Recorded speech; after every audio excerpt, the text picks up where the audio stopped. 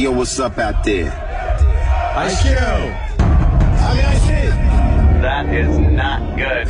Get ready to experience the thrill of a lifetime. If you somehow find this offensive, just don't listen. But my guess is you'll be sticking around. Let's do this. It's going down, Jack. Hey, it's Larry King welcoming you to the Opie and Anthony Show right here on Sirius XM Satellite Radio. Oh, this is good radio right here. Y'all are cooler than shit. It starts funny and then gets very uncomfortable. One of the most popular radio shows in the world. Radio journalism at its best. Hello, kids. It's the Opie and Anthony Show. They swear and they're vulgar and they talk about awful, awful things. That's what you like, isn't it? Very flavorful. Yay. That's what you like, isn't it? Please welcome Opie. The show is twisted, I'm telling you. We're enjoying this shit. That's what you like, isn't it? Anthony. I want dick prizes. I love when girls go through that. I'm here for you, ladies. Remember that. That's what you like, isn't it? And Jim Norton. If a pussy could talk, it would say, die. That's what you like, isn't it? Everything you are about to hear is real.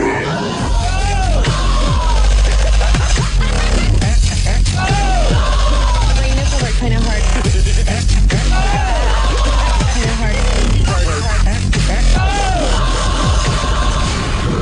Good morning. Welcome aboard. Had enough of this palaver.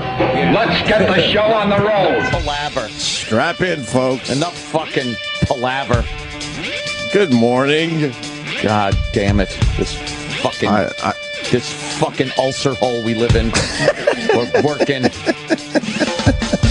Oh, boy. Rap. It probably should have went on 15 minutes ago. Yite. Yite. I'm fucking livid. Yite. I'm livid. Well, we can bring everyone up to speed. Fucking place. Yesterday after the show, I really couldn't stay yesterday. And neither could I. That's how it works. And that's the truth. That really is the truth. There are some days I skate out of here because I just don't feel like, doing any more radio. So I skate at 10 o'clock. And sometimes we stay late. It's just the nature of our show these days. Let me tell you something. More times than not. Oh, way more We times. stay here past 10. Way more. We don't leave fucking, we stay here past 10. So, after the show yesterday at 10 o'clock, we both left. Oliver Stone was very late. Very late. Yeah. He was supposed to be here at 9:30. And I would have loved. And Anthony makes some good points. Like, guests aren't late for other shows. Yeah. Ever. But for some reason, they could be late for, our show. Let's get the morning show. Once we're relaunched. Oh, right. There's another fucking... So, well, let's deal with one situation at a time. One shit at a time. What? When did you become the voice of reason? I've been the voice of reason for a long time, but people still haven't forgotten all the years of me being a complete over-the-top asshole, Sam Roberts. The psycho? Yeah, the psycho. Hello! No, man. So, this stuff used to drive me insane. And it's so fun to watch you two losing your minds. I am so... I just know it now. So when you know it, it sets you free. So, we left at 10. Yeah. We kind of made a bit out of it. Sure. I think, which hurt us in the end. We kind of made a bit like, oh my God, we got to get out of here before, he gets here because we don't want to see him in the hall. So we try to, I've been using this word a lot lately, but we try to pump things up a little bit for you. Yeah. Make it a little more exciting. So we made it a thing that, holy shit, we got to get out of the building before we run into Oliver Stone in the hallway because we know we can't, stay. So then I get into Kenny's car, and my phone was, lit up. We were talking about this the other day. To get a phone call on your phone is weird. Oh, boy, but I had some missed calls. And then a text message from Tim Sabian with his phone number saying, call me, what did he say? Whatever. It was urgent. Call me, immediately or something like that. So I call him, and he goes to me, I'm at a loss for words. Oh, there's a change. That's something new. When you talk to him, you can't get a word in edgewise, but, now he's at a loss for words. Yeah. And he can't comprehend why we didn't, hang around for Oliver Stone.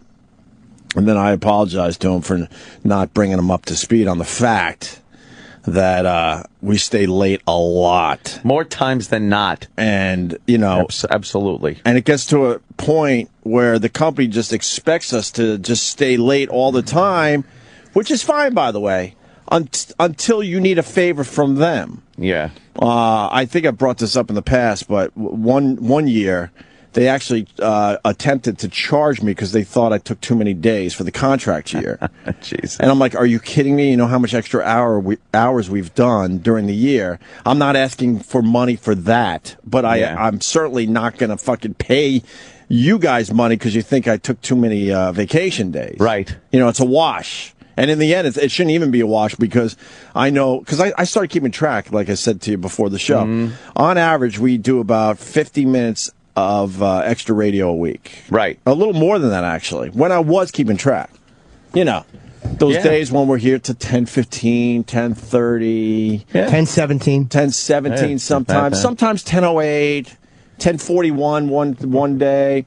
10:18. 10:18. Never 10:18. Never. Well, we'll try for that today. Yes. 10:19 or 10:17. 10:18 can fuck itself in the ass. So I explained to Tim, I'm like, look, you know, we do a lot of extra radio to the point where the company just expects it. So then when we leave like we did yesterday, because we picked and chose, I truly couldn't stay yesterday. That was one of those things where like, look, we're not staying late today. Sorry the guy's late. A lot of times we schedule guests for 10 o'clock because that's the only time they could do it. And we sit here and do the interview, and it's cool, and we're all in and stuff. We're not bitching or complaining or mad. Yeah. But yesterday was one of those situations where Oliver Stone was late, and sorry, I had to go. You had to go. I had to go. So we pushed it over to Sam Roberts, who's more than capable, as much as we beat the shit out of him, of doing an interview. And plus it's still on our channel. Right. Plus, we weren't going to get anything different from Oliver Stone than what Sam got, because the guy, quite frankly, is a communist sympathizer. Kind of a bore. A little bit. He's kind of a bore. He's right. Nice guy. Oliver Stone. Oh. I was into the history thing, the whole history thing. It was nice and stuff, but many people probably aren't. He, he's made some amazing movies, but he's not the most thrilling guest we're going to have on the show. So Sabian's just like at a loss for words that we would leave, and then we wouldn't do more. Hard to believe. And I say this, more free radio for the company. Right. I mean, I know for a fact we're way underpaid. These are our issues, I know, because people can be like, but the fact is we are. And on top of that, we do a lot of extra radio.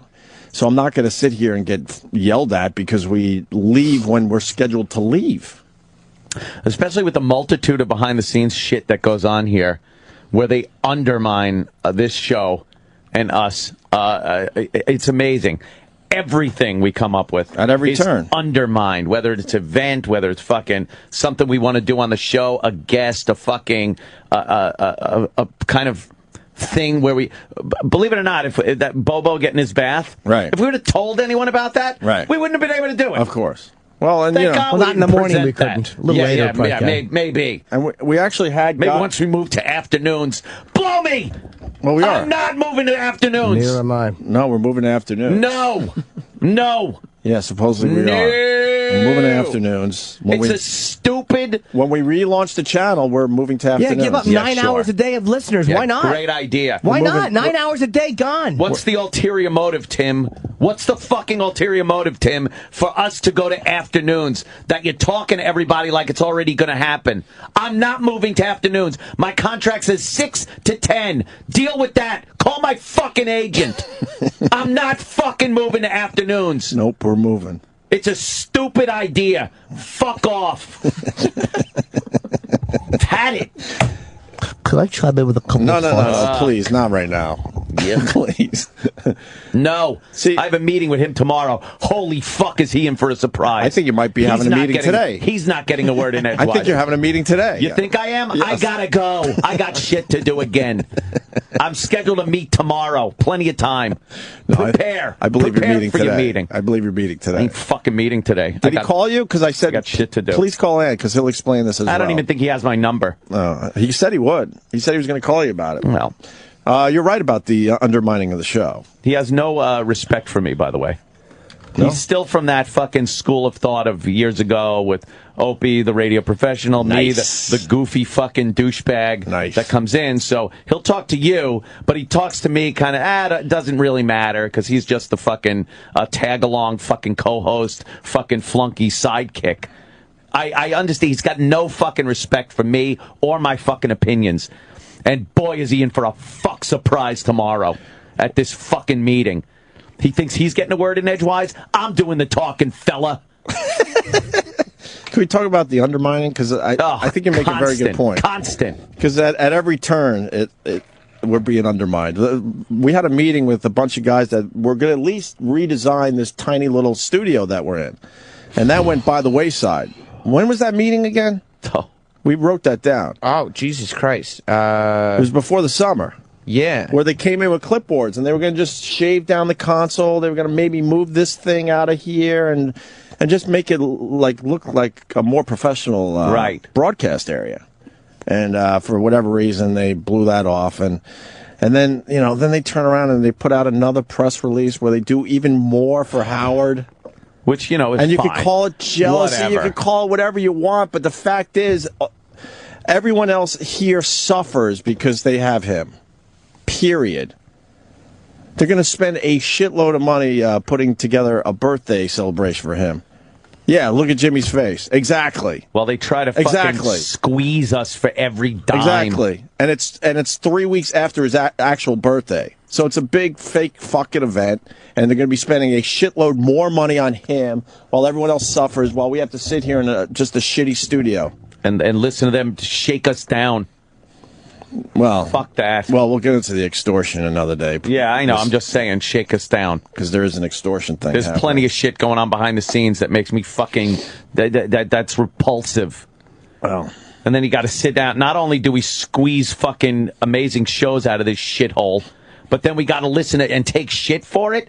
They should be kissing our fucking asses for what we're doing in here. Well, good news, though. Tim said, well, now that I understand, the situation, I'll deal with this on my end. Because I guess he's hinting that it's a huge problem. That it's we left at 10 o'clock when we're supposed to leave yesterday. That fucking... Why would we want to stay here past 10 ever? But we still do it. We do it. Because we like what we do. More days than we don't, we do it. Yeah. We were here the other day till fucking 10:45. Talking to fucking people.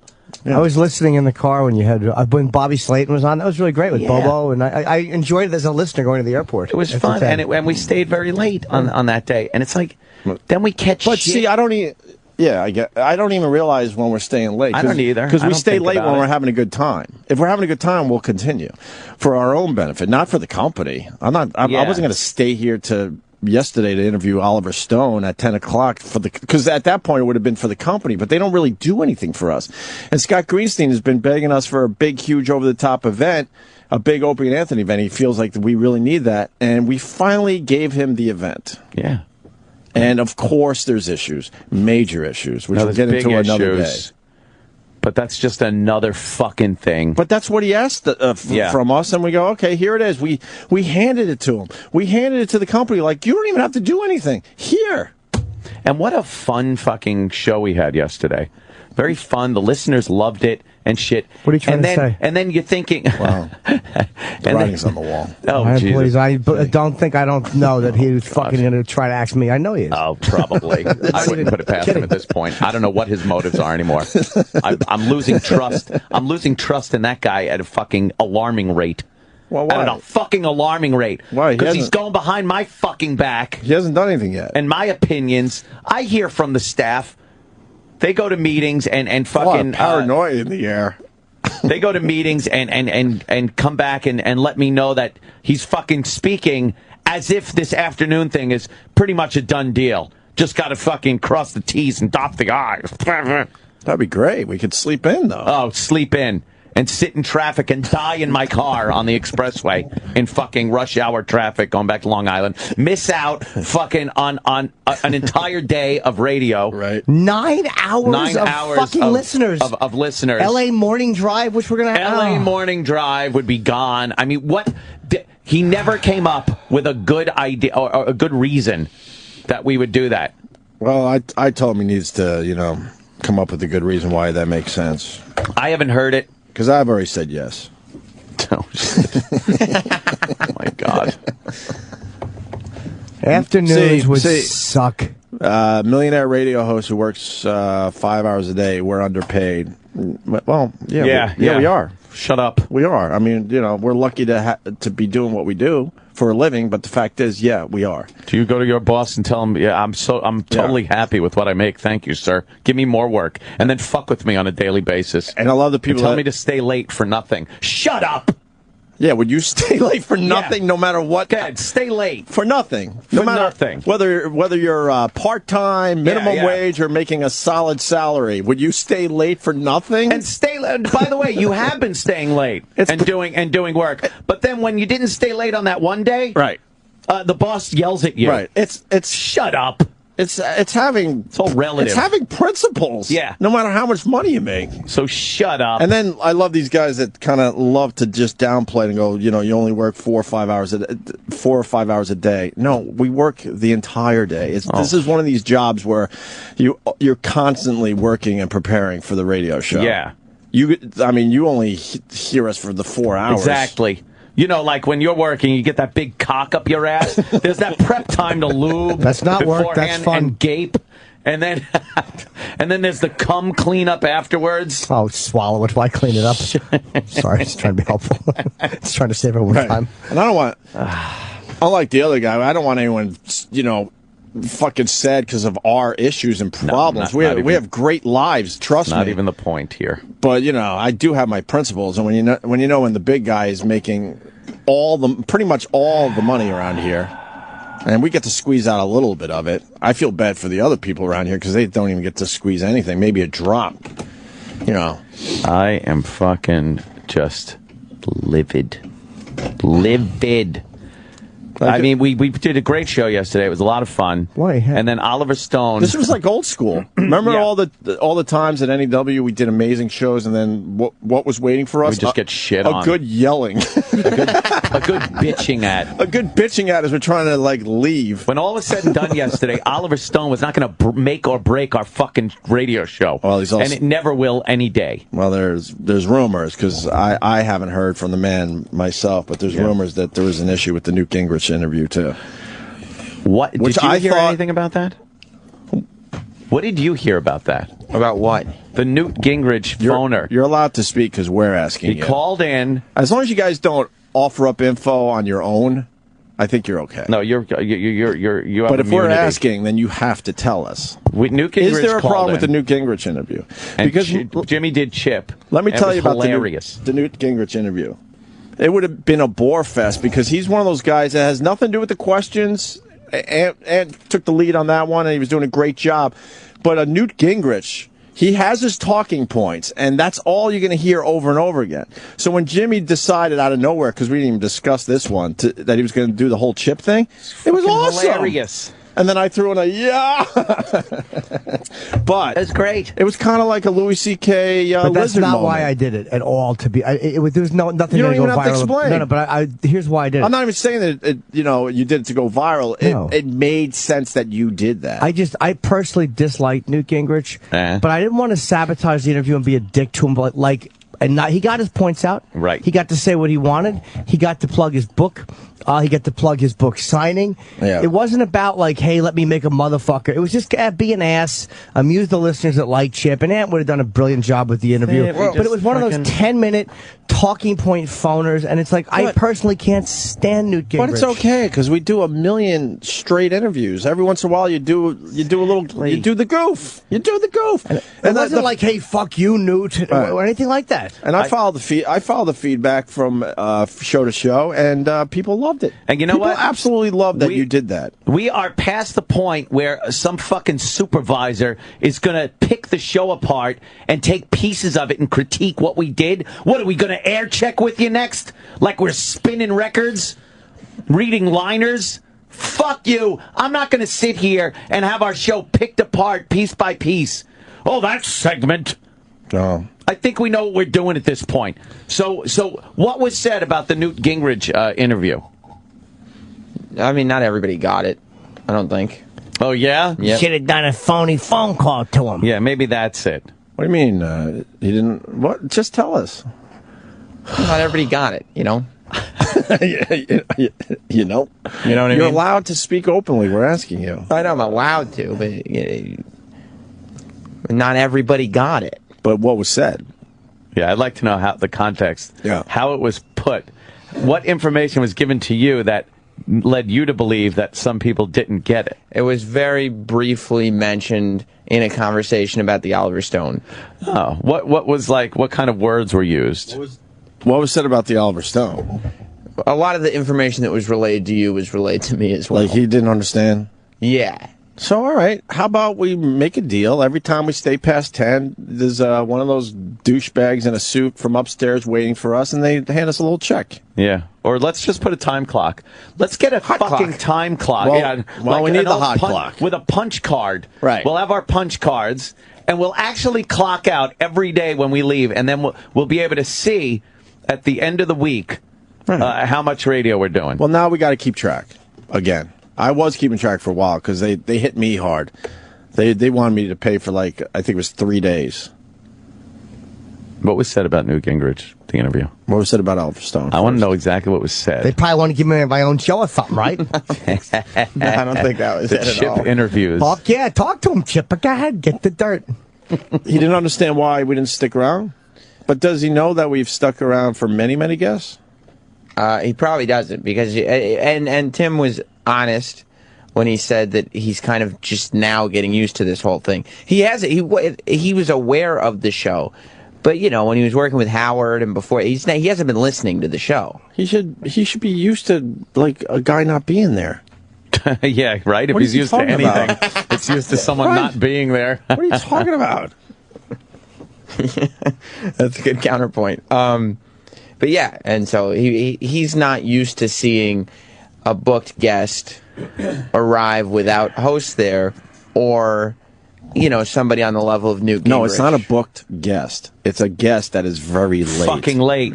He wasn't booked for 10 o'clock. If he was booked for 10 and then we 9:30. left, wow, that's a major issue. Right. He was booked for 9:30, and he was fucking When did he a show half up hour officially? late. It was right, pretty much 10 on the dot. Yeah, see, that's when our show's over.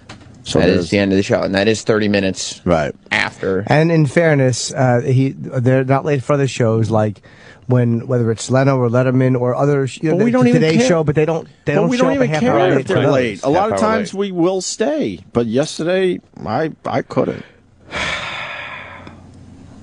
Unfucking-believable.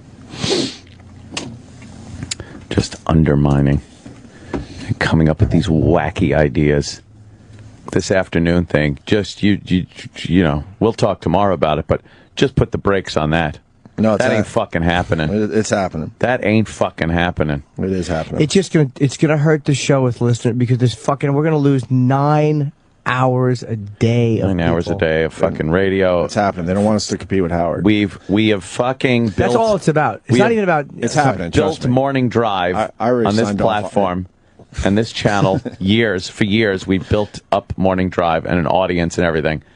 And now we're just supposed to do this afternoon thing because he says so without any fucking reason whatsoever. He's given me not one piece of a reason. Well, it's because a lot of the guests will do Howard and not do us. I'm thinking this. Gives a shit. That's my thought. Yeah. I don't care if we ever have another guest. But again, Matter to I'm me. speculating. Yeah. And he knows what goes on behind the scenes over there. They're smart. Whatever they do to tie up the publicists, whatever. They've built something good for them.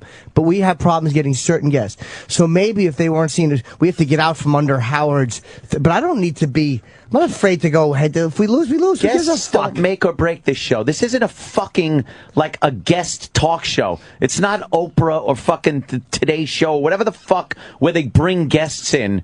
We don't have to make this the fucking, media what? Destination. Destination. This doesn't have to be a media destination. It's a fucking conversational radio show. And if guests want to come in and hang out, that's fine. We're not going to sit and parade fucking guests through here all day and ask them about their books and their fucking movies and their TV shows. Who gives a flying cunt? Well, it's not what this show is about. If you think it is, you know nothing about this fucking radio show and what we've been doing for years and years and years. I think the Newt Gingrich interview was perfect. I really do. Shit. We didn't shit on him. He was happy with his appearance, and Jimmy, made it very entertaining. And if he was in studio, he would have gotten a really great interview. But that's, again, it's a 10-minute bullshit phoner. We knew what that was. Right? Who cares? Yeah, we got a great interview, but the listeners wouldn't have cared. How about the rest of the fucking show that we did? Well, aside from fucking the Newt Gingrich call. How about that?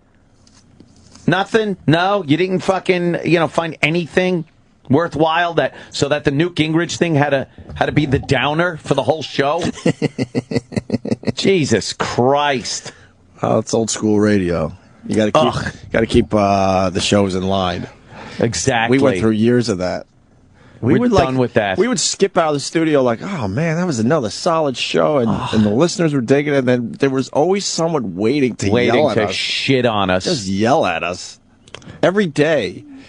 How many times did we get yelled at a week at NEW? Even though we were bringing in, it seemed like it was a daily basis. We were bringing in massive ratings and certainly massive revenue for the company, but we would get yelled at. What were you getting yelled at for? Twice a week. Safe to say? Yeah, it just seemed like a daily basis. But I mean, I don't want to exaggerate, but I would bet, on average, it was twice a week we would get yelled at. Oh, fucking A. Go home with fucking agita. Joe Rogan enjoys his podcast, man. I swear to you. What a fucking... Oh, you saw the setup. And it's amazing. His setup out there, he's got his own little fucking building. That's all. It's awesome. Yeah, it's video. It's fucking alive. Yeah. It feels current. Well, we had a video element, and we were ahead of everybody with that, but now everyone caught up and actually passed us by. Most of the podcasts have video. Yeah. Corolla's got it. And it was Joe's got a bunch of them. It was something we had, and we were developing nicely, and there was certainly money to be made by that. But they couldn't see money being made at the time, so they had to get rid of it. Don't worry, when we do our big event, it'll bring everyone together. Mm-hmm. Yeah. Yeah, we're supposed to just skip down the hall and smile and wave to the people that are just fucking digging out from under the show until it just collapses. Well, it got to a point where, when I'm in here with you guys, I love it. And then as soon as that door closes at 10 o'clock, I can't get out of here fast enough. Because And I told Tim this the other day. I'm like, look, we've heard so much from this company, and none of it has ever come true. Well, so I know you're like a rah-rah guy right now, and you're motivated, and you want, you see big things for us and the channel, but I said right now it's really hard for us to see that because there's been a million lies. Yes. And the latest is, Scott Greenstein's begged us. He said, we need a big Opie and Anthony event. So we finally figured out something that really made sense. We blew off the bus tour because it wasn't organized, because we didn't have the right people to organize that. Yeah. And then this event that we want to do would be kick-ass and big and over the top. Oh, maybe because it costs the company too much money? Oh, no. That's right. It won't cost them a dime. Yeah, we didn't ask them. Right, that's right. We didn't ask them for a dime, but they're... Well, the word extortion is... They want to put the fucking thrown around. They want to put the hooks in. So I don't get it. My question to Greenstein is, you wanted a big event, unlike the Howard event, which is going to cost the company millions. We handed over an event to you that's not going to cost you anything. Yeah. But please explain to me why now you want... It has to be said, I'm sorry. Why you want a lot of money from us to do the event. Yeah. Explain that. I don't get it. Because you're about to spend millions more on Howard Stern. Maybe that's millions. Why. Maybe they want us to pay for Howard's party, like the fucking football players have to pay for the dinners for the veterans. Yeah. I mean, Howard has carved his fucking name in this business, and obviously he gets the job done, and he brings a lot of people to the table. But it's not good to work with the guy because everyone else has to suffer. Yeah. It's not worth it. Everyone suffers because they just throw all their money at him. And like I said earlier, call it jealousy or whatever you have to do. But if you're, a Howard fan, take advantage of this and fucking, call us jealous babies. I don't care. But the fact is, I saw this at CBS when we worked with a guy too. Everything else suffers. They don't spend money on anybody else around here. Unless you're a big A-lister, and then they'll give you those people a shitload of money too. A-listers and Howard get all the money, and everyone else kind of, we all fucking fight each other for the scraps. I was all caught up in the old what it was like when we used to go to fucking YSP. It was all fun. Yeah. Hey, here's Tim. Hey, how you doing? Hey, and then we'd go back to New York. What he's just shown me, and believe me, don't worry, Tim. This isn't just me spouting on the air. We'll chat about this during the big meeting tomorrow. I've had it already. I've had it. I've seen nothing but fucking lack of respect from me and my opinions and what I say. I guess that just goes out the fucking window. You don't like the fact that you said you don't want to move to mornings and to afternoons, and it's just been ignored? Ignored. And now it's being talked about like it's a fucking already in the works. Why? Like he's talking with people. What is that about?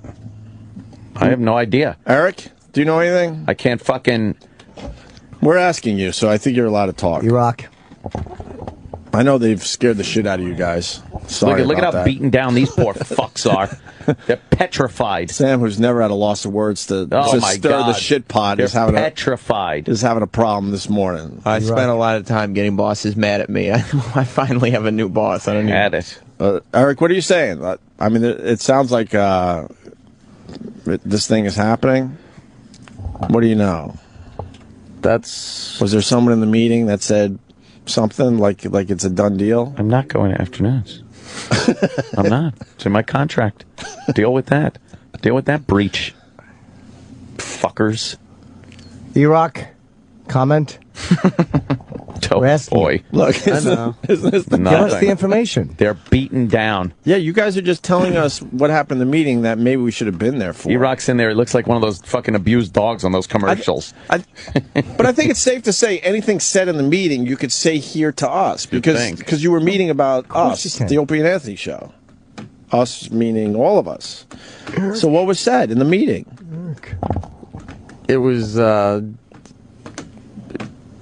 impression was made that this was happening. How was the impression made and to who? Right, there you go. What was said in the meeting? We're asking about stuff that was said in the meeting, not stuff that maybe was in confidence or in the hall, all that shit. It was an actual meeting. Yeah. On the docket. We were talking about different ways to improve the show in different aspects. And somebody that wasn't part of our staff had said, when the move to afternoons. So we all kind of look like... How will that be better for the show? How? Well, that's how. Give me one fuck reason how that's good for this program. That's what I asked him. I said, look, I have an open mind, but you got to explain to me how it's going to work. We can't just do it. There's nothing that can explain to me why 9 hours of being on the radio across 2 countries is taken away. That's almost half the day. How is that helpful to a fucking radio show? How? That's what I've asked him to explain. So I've heard nothing. He'll explain that no reason. Any day now. Yeah. Well, I better get an explanation tomorrow at the meeting. And I better get the impression that all of our opinion on this subject matters and is taken into consideration. And things aren't going on behind the scenes that are completely contradictory to everything I've said to him already in whatever meetings we've had. He knows my fucking opinion on Afternoon Drive and Jimmy's and Opie's. He knows all of our opinions on Afternoon Drive. But apparently, what? You don't give a shit? You don't care what the actual show thinks? Is that it? Boy, that's a good way to fucking muster up some trust in this little relationship, isn't it? Somebody's twittering me saying, hey, I'm not trying to be a douche, but how are you losing 9 hours if you go to afternoons? The way we are is because we're on right now 6 a.m. Yeah. So we get the brand new info.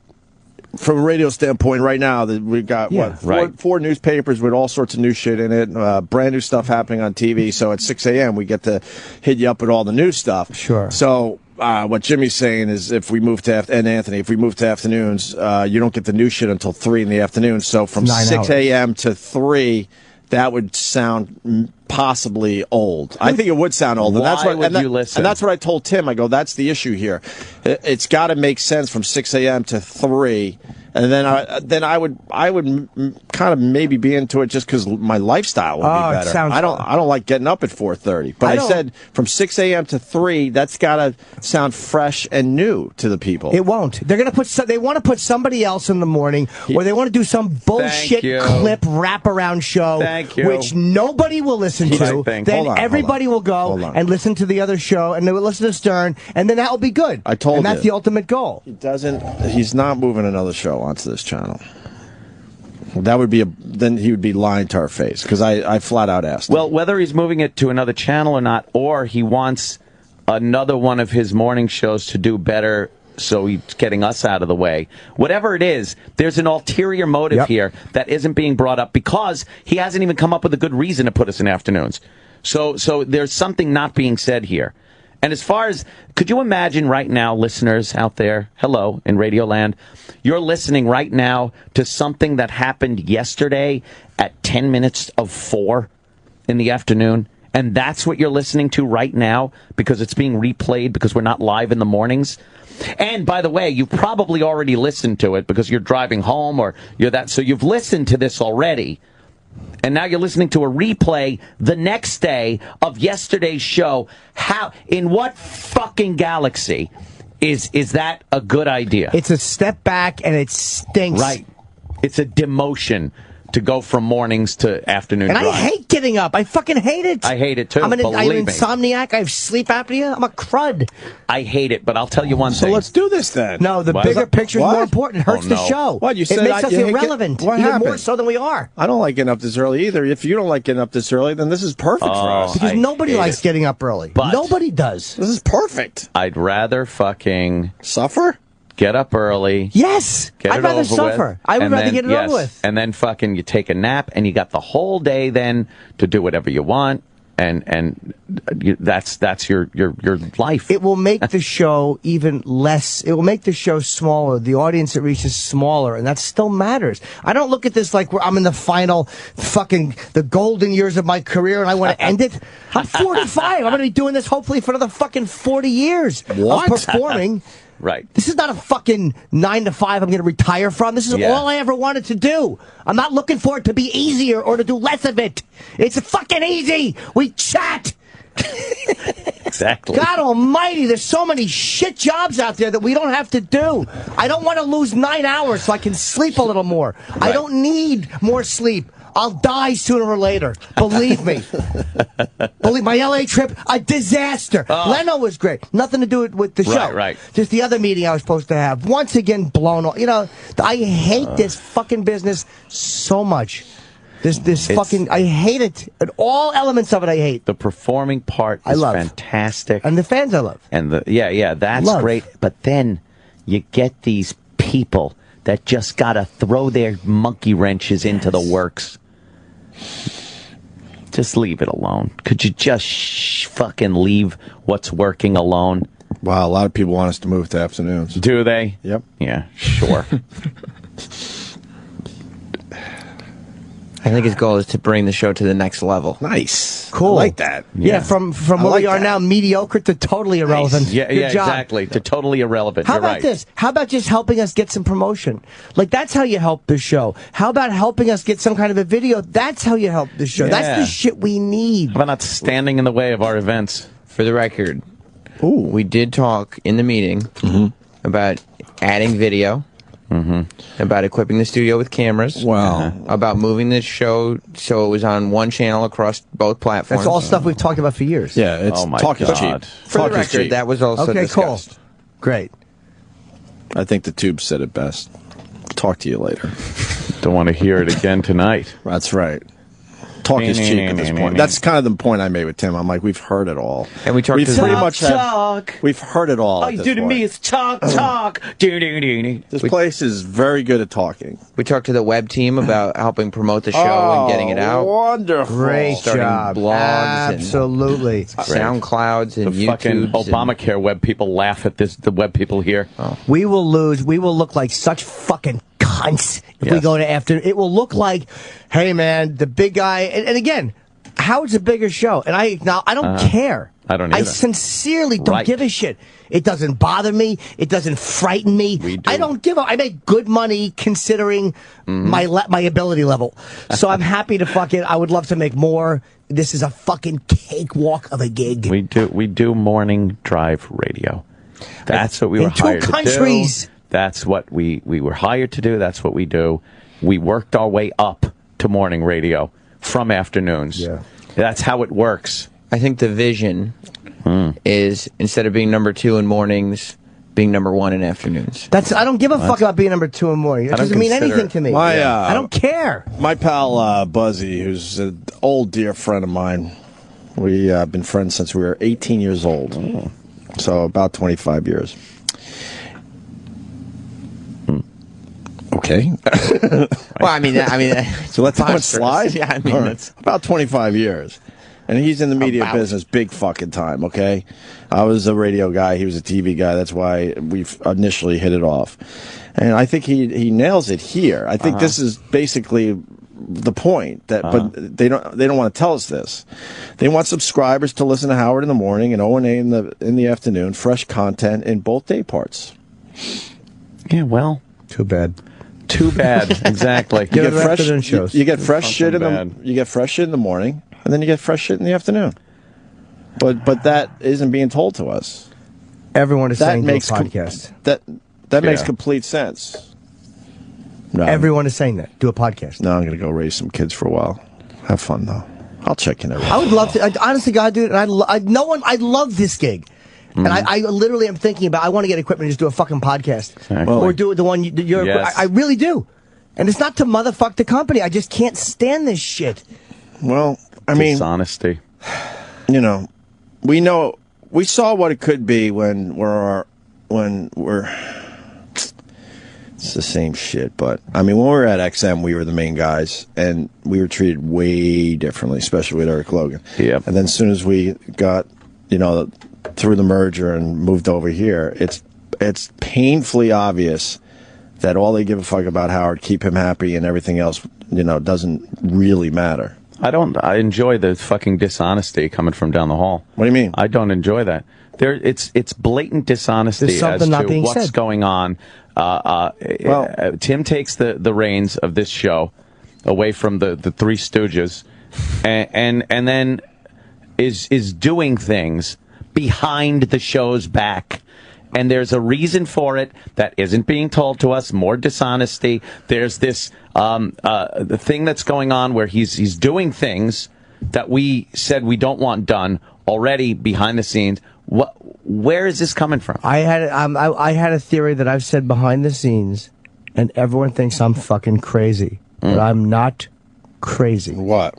I don't want to say it on the air, but I told you before the show what my theory is. Yeah. And it's like with my manager. I tell Jonathan, I sniffed this fucking shit out, and he thinks I'm nuts, and I'm right. What theory, though? Write it down. Which one? Because I know a thing or two as well, Yes. If it's the moving another show on, that's... No, I'm telling you. I am almost convinced. Your handwriting brutal.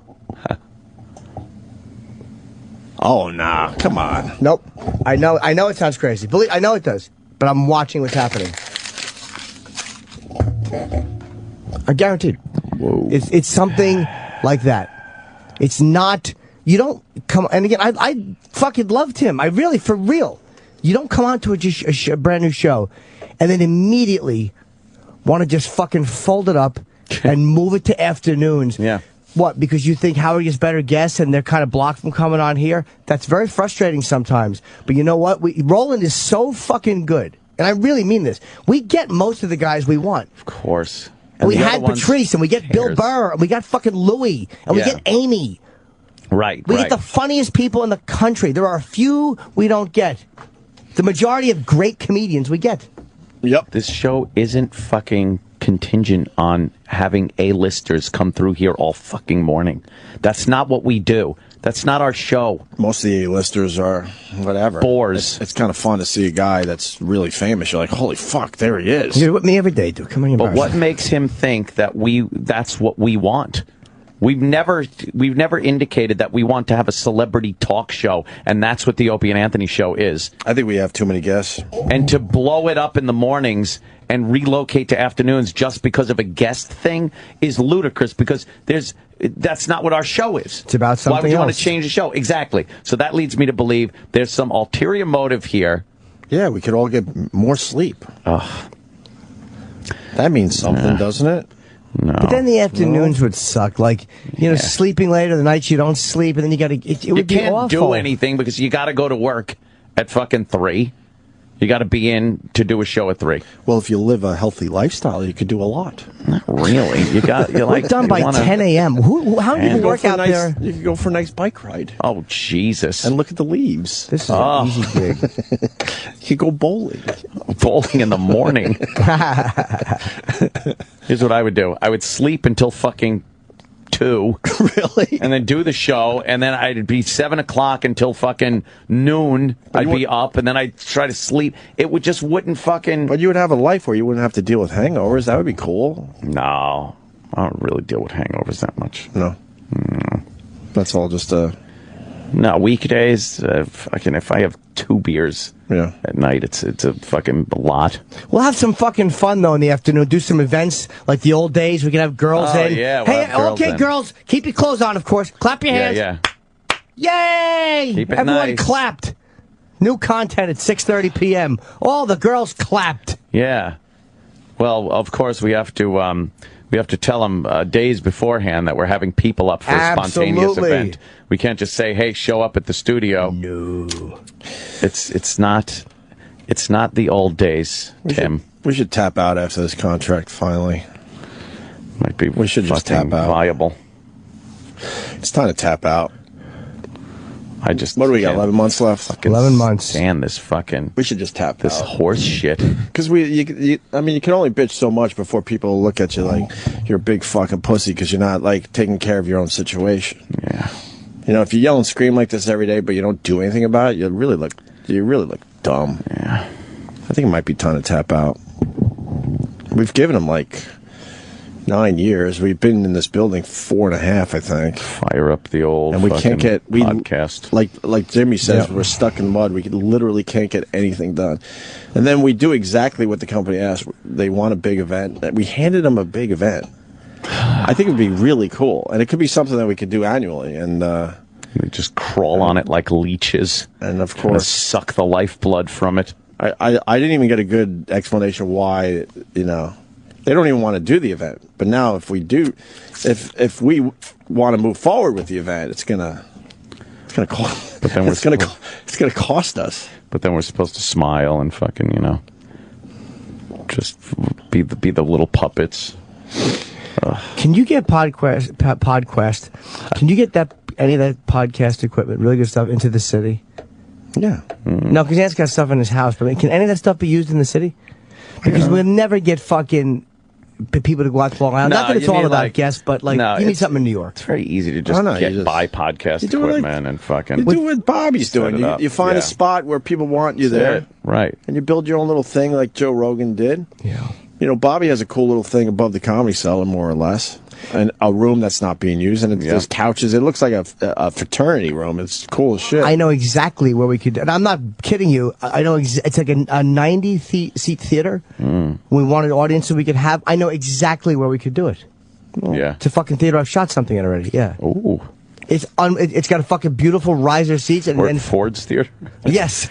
It's kind of time. I'd like to see a play there. Yes. It really is time because, like I said, I'm going to say it again. You can't just bitch and complain every day without doing something about it. Yeah. I never threaten to leave. I never ever do that. I never say I'm walking. It's not even a threat to leave. No. It's like I think if we leave, they wouldn't even care. Oh, they'll allow it. Of course, they don't give a fuck at this point.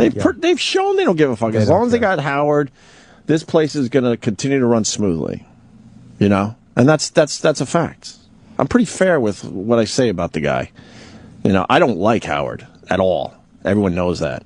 But I understand that he gets the job done. And as long as they got him, they'll be fine. How disappointing. And that's why they throw him a huge birthday bash, even though he tried to sue the company for like hundreds of millions of dollars. I think it was for another $100 million or something. Yeah. He sued the company. We get threatened with being fired by just bitching about the company. He actually sued them, and now he's being rewarded with another fucking big, huge bash, and more of the company's resources being pushed toward him. Yeah, we get bitched at for fucking leaving when we're supposed to. Right, right. I can't tell you how disappointed I am. I thought when Tim came aboard, it was going to be something different. He's still trying to get things together. It's different, all right. It's different, all right. I see this fucking complete lack of fucking transparency. Well, at least we got de Blasio as the mayor. There you go. So we're good.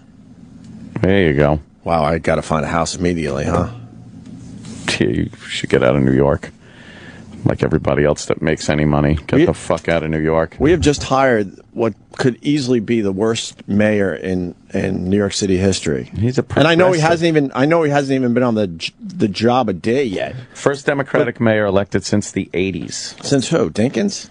Dinkins. Right? Yeah. What was he, 88? He was elected in the 80s. So but the economy was shaky when he came in, though. Everything was shaky because it was a fucking clusterfuck.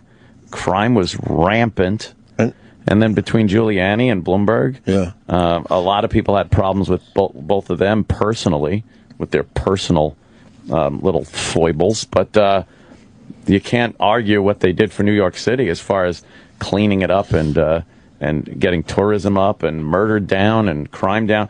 It's amazing. And now you get this guy. I guess people have had enough of prosperity in New York, because you get this guy and he's talking about all kinds of bringing everybody up. Right. Here's the problem: you don't ever bring everybody up.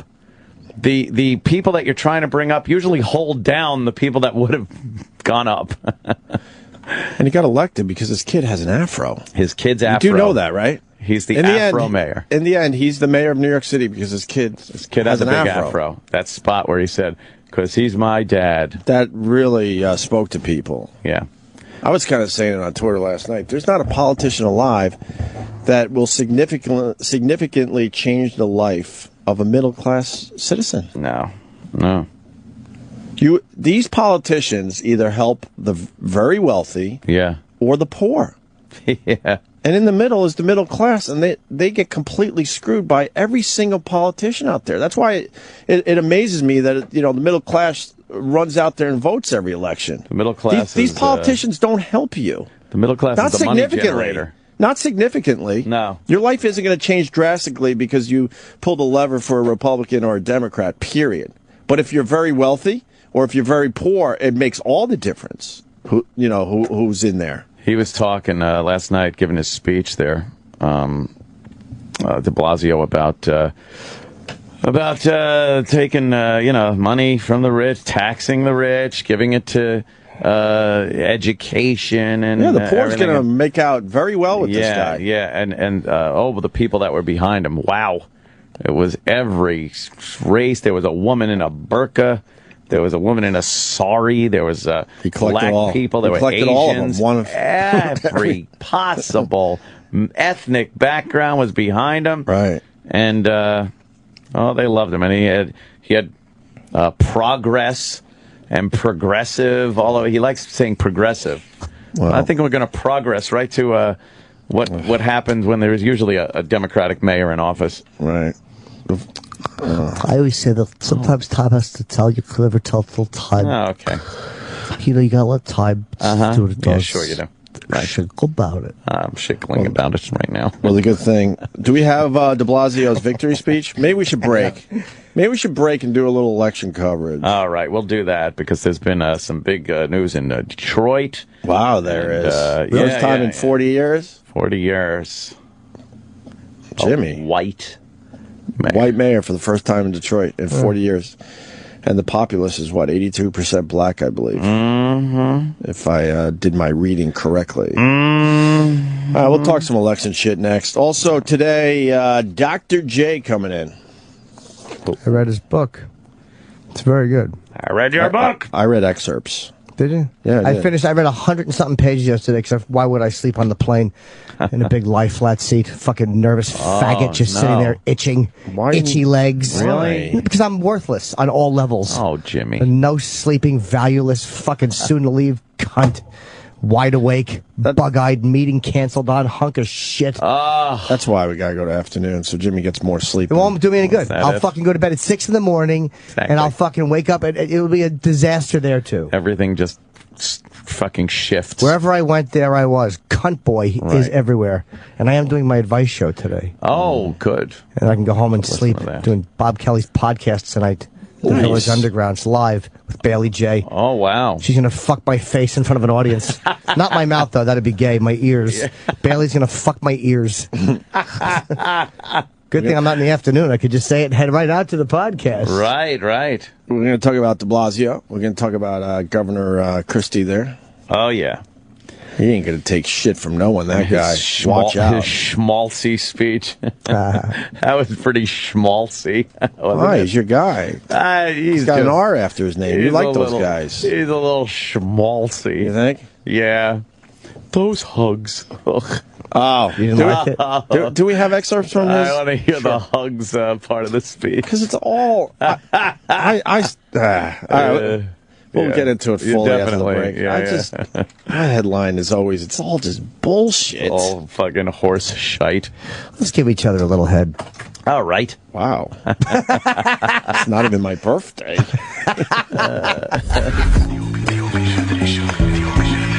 Opie and Anthony Show on Sirius XM.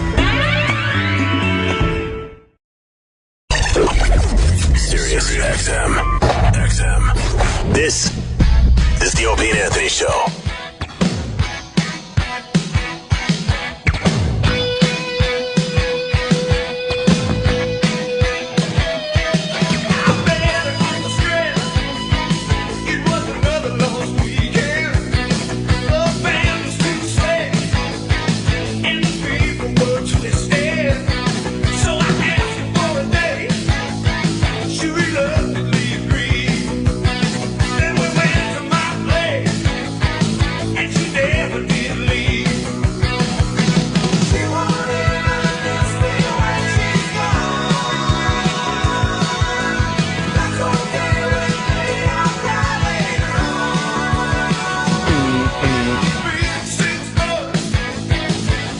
All right, enough. Talk to you later, right? I get Tubes. it. We referenced the song. Don't you like the Tubes? I never really liked the Tubes. I liked their little hits. They were catchy They little only had a ditties. couple, right? What was the other hit? Sushi. No, they had that other one. They had Sushi. What was the big one? What do you mean they had Sushi? That was Sushi. You're kidding, right? That was a little deep. No. Yeah. Is that in the system? Should be. Not that I'm seeing. That was terrible. You're not talking about Susu Studio, are you? No, it was Okay. Sushi. And then there was the other one. There is one more that used to be played on radio. Yeah. Is there white in the title?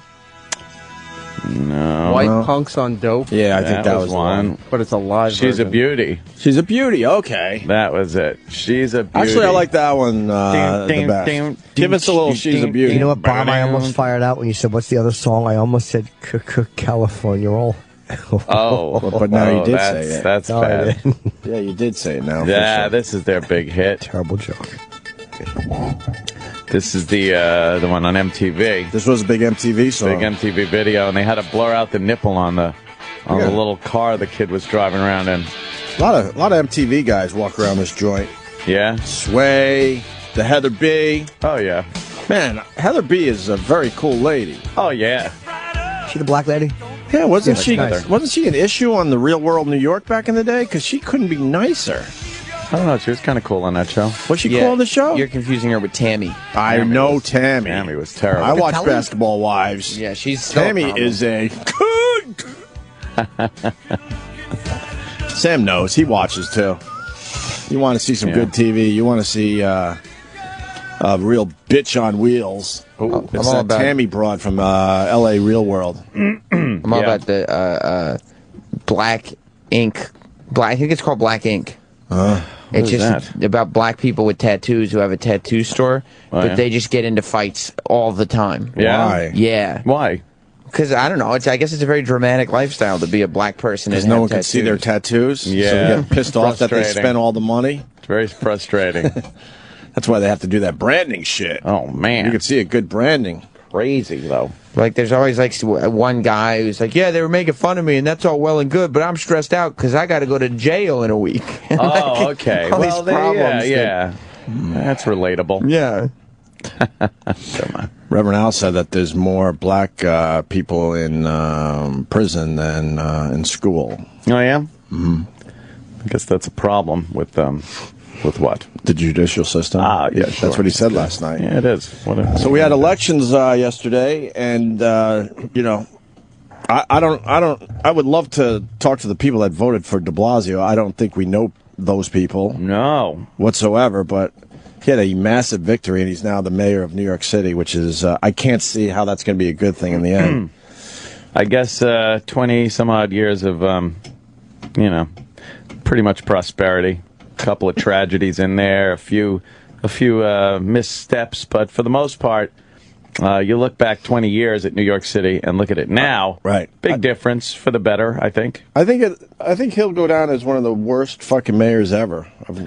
And he hasn't even done the job yet. He hasn't done anything yet. I just can't see. Wait a minute. Okay. You can't run a... Every time a text message comes in. I wasn't the problem today. Let the record show I was not the problem today. Please. Thank you. I don't consider myself the problem either. I was addressing the problem. No, but there are a lot of times I don't consider myself the problem either. But guess what? You're the problem today. I'll be in there. This will be spun that you're the problem. Okay, that's fine by me. I'm fine with it. But make sure they know I wasn't the problem today. Yeah. I laughed a lot during the first hour. I'm fine with it. So de Blasio's in New York City. Yeah. You got Christie there in Jersey. These acceptance speeches were just ridiculous. Yeah. And a lot of them are ending it with, and just remember, I worked for you. For you. Yeah, sure you do. Get the fuck out of here. You don't work for me. Martin Walsh, Mayor Marty from fucking Boston.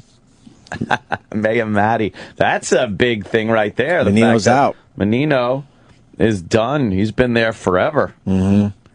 That's a sad day. Yeah. It's amazing he's been the mayor since we left Boston. I hope he gives a good, farewell speech. Has he? Not to my knowledge. As I depart the office of Mayor of Boston. Everyone's on to the Mayor Menino thing now. I love it. ESPN had their montage. Yeah. We got that. Maybe we can find in the back office. Is Sal capable of doing that, you think? Well, I mean... Sal, you think you can find a clip for us? Sure. All right. You panicked, you thought you said clip. Oh, yeah. He's like, I don't know where that is. It's an ESPN montage of all the Menino silliness. And then you got the first white mayor in Detroit. These are the headlines from the elections. Bankrupt Detroit. Bankrupt Detroit. First white mayor in 40 years. 40 years. Detroit's just been rife with corruption and over the course of 40 years. So we'll see if Whitey gets in there and does anything different. Well, let's start with... He's already panicking. Is he? Well, he's like, well, we can all work together. Let's just turn the whole city into a farm. This isn't about skin color or... Low expectations? Oh, he's just trying to keep his head right, I think. Let's start with de Blasio's victory speech. We got that. Yes. And then we got to get the gov. Yeah. Governor Christie with his schmaltzy speech. He's a bit on the pompous side. It was a little... He doesn't take any guff, though. Watch out. Oh, no. Watch out. Not a bit. You don't want to get him mad. But he loves getting hugs. During disaster. The hug part of the speech was so douchey. It was, right? Yeah. I don't know what they're supposed to say, but... yeah, true. What the fuck? I don't know. One of those hugs got my prick hard. Yeah. Not much you can say. Let's get the de Blasio. All right. Every joke I tell now, I'm like, I hope Tim likes that. Oh. Hope he likes that. For a new direction for our city. New direction. Uh-oh. united Pause. by a belief that our city should leave. But why a new direction? Because I look around like crime is way the fuck down. Right, buildings going up. I walk around a lot. The city is in a good direction. Yeah. Why do we need a new direction? What's wrong with the direction? How about less bikes? Yeah, They're fucking ruining traffic. But what's the problem with the direction? Well, he would lead you to believe that the direction is bad because there is a very divided New York. There are the very wealthy and the very poor. And he wants to bring everyone up. He wants the wealthy to cough up money so that everyone has the opportunity to build themselves up. That trick never works. That's fucking good old-fashioned communism. Never works when you force people to give up their money. No, you force people to give up their money. You just make a lot of bitter people. To try to give it to other people that perhaps don't have the wherewithal to levitate themselves to that same level of success. I do my share. I gave a homeless guy a $5 yesterday. Nice. Usually it's just $1 or some change if I got it in my pocket. I went for a $5 yesterday. I was feeling good. Good bottle of wine you could get with that. That's right. Sure. Let's go with de Blasio. So, all right, the first problem I have with this is the new direction. Direction. I think the city's running very well right now. And as much as we bitched about him, Bloomberg did a damn good job. Yes, she did. There was a bunch of dumb things he did, but in general, the city is in a very good direction. Here's why, too, because he is a businessman. He knows business. Right. And he knows, the thing is, business isn't just making money with the city. You know what makes good business. What makes good business is tourism, and what makes good tourism is the fact that you don't have rampant crime. So he knows all those things are very good for the city. Right. This guy is such a wacky progressive and really sees the world through those rose-colored glasses of these stupid liberal progressives. And I don't know. I think he's going to be very detrimental to New York City. He'll suck. Let's see what else happens here. No New Yorker behind. Some want to be left behind. They're lazy bums. We're proud of what we've accomplished on this campaign, and we're humbled by it. And let me say to all of you, from the bottom of my heart, thank you. Thank you for all you've done. Thank you. Oh, thank you. Pause. I haven't done anything yet. The one thing, like a lot of politicians use that no person left behind thing. Yeah. And this might be brutal to hear, but America was based on the fact that people are going to be left behind. Yeah. We're not based on the fact that everyone's you don't want at to the kick same them in level. the fucking gutter and put them in a shanty town, but that's what this country is built on. You are going to leave people behind. Opportunities, not guarantees. That's what America is all about. And that's the only way it really works in a capitalist society. You can't have everybody at the same level. First of all, you just can't do it. It doesn't work out mathematically. Right. Secondly, there are some people that can't achieve that level of success and equilibrium. So let's stop saying it's a capitalistic society, because it's not. We're not. Because every politician is using this no one left behind thing. I know. I don't want anyone suffering. But the fact is, you got to leave people behind. That's just how it works. You ever hear about the baby turtles, though? Oh, boy. I used to love that analogy. Exactly. Yeah, I mean, look what he just did. He just ran an election and left other candidates behind. Oh, shit. Right. He just did that. Yes. That's how he got where he is. Right. By fucking competing and leaving other people behind. That's how it works. Well, that's America. And competition. Maybe we don't want to acknowledge that. You know, we want to put on the rose-colored glasses. But that's how that's why this country has been successful. You got a whole bunch of people that prosper. And do you know how much money goes to... They always say, we need more money for education. Do you know how much money goes to education? There's a lot of fucking money in schools and teachers. We're closing schools down constantly. He's, oh boy. He's ready to appoint like a former teachers union to the head of the Department of Education. It's just looking... let's keep going. But let me be clear. Oh. Our work, all of our work, is really just beginning. Uh-oh. That means he's got to tear down everything that Bloomberg did. Illusions about the task that lies ahead. What task?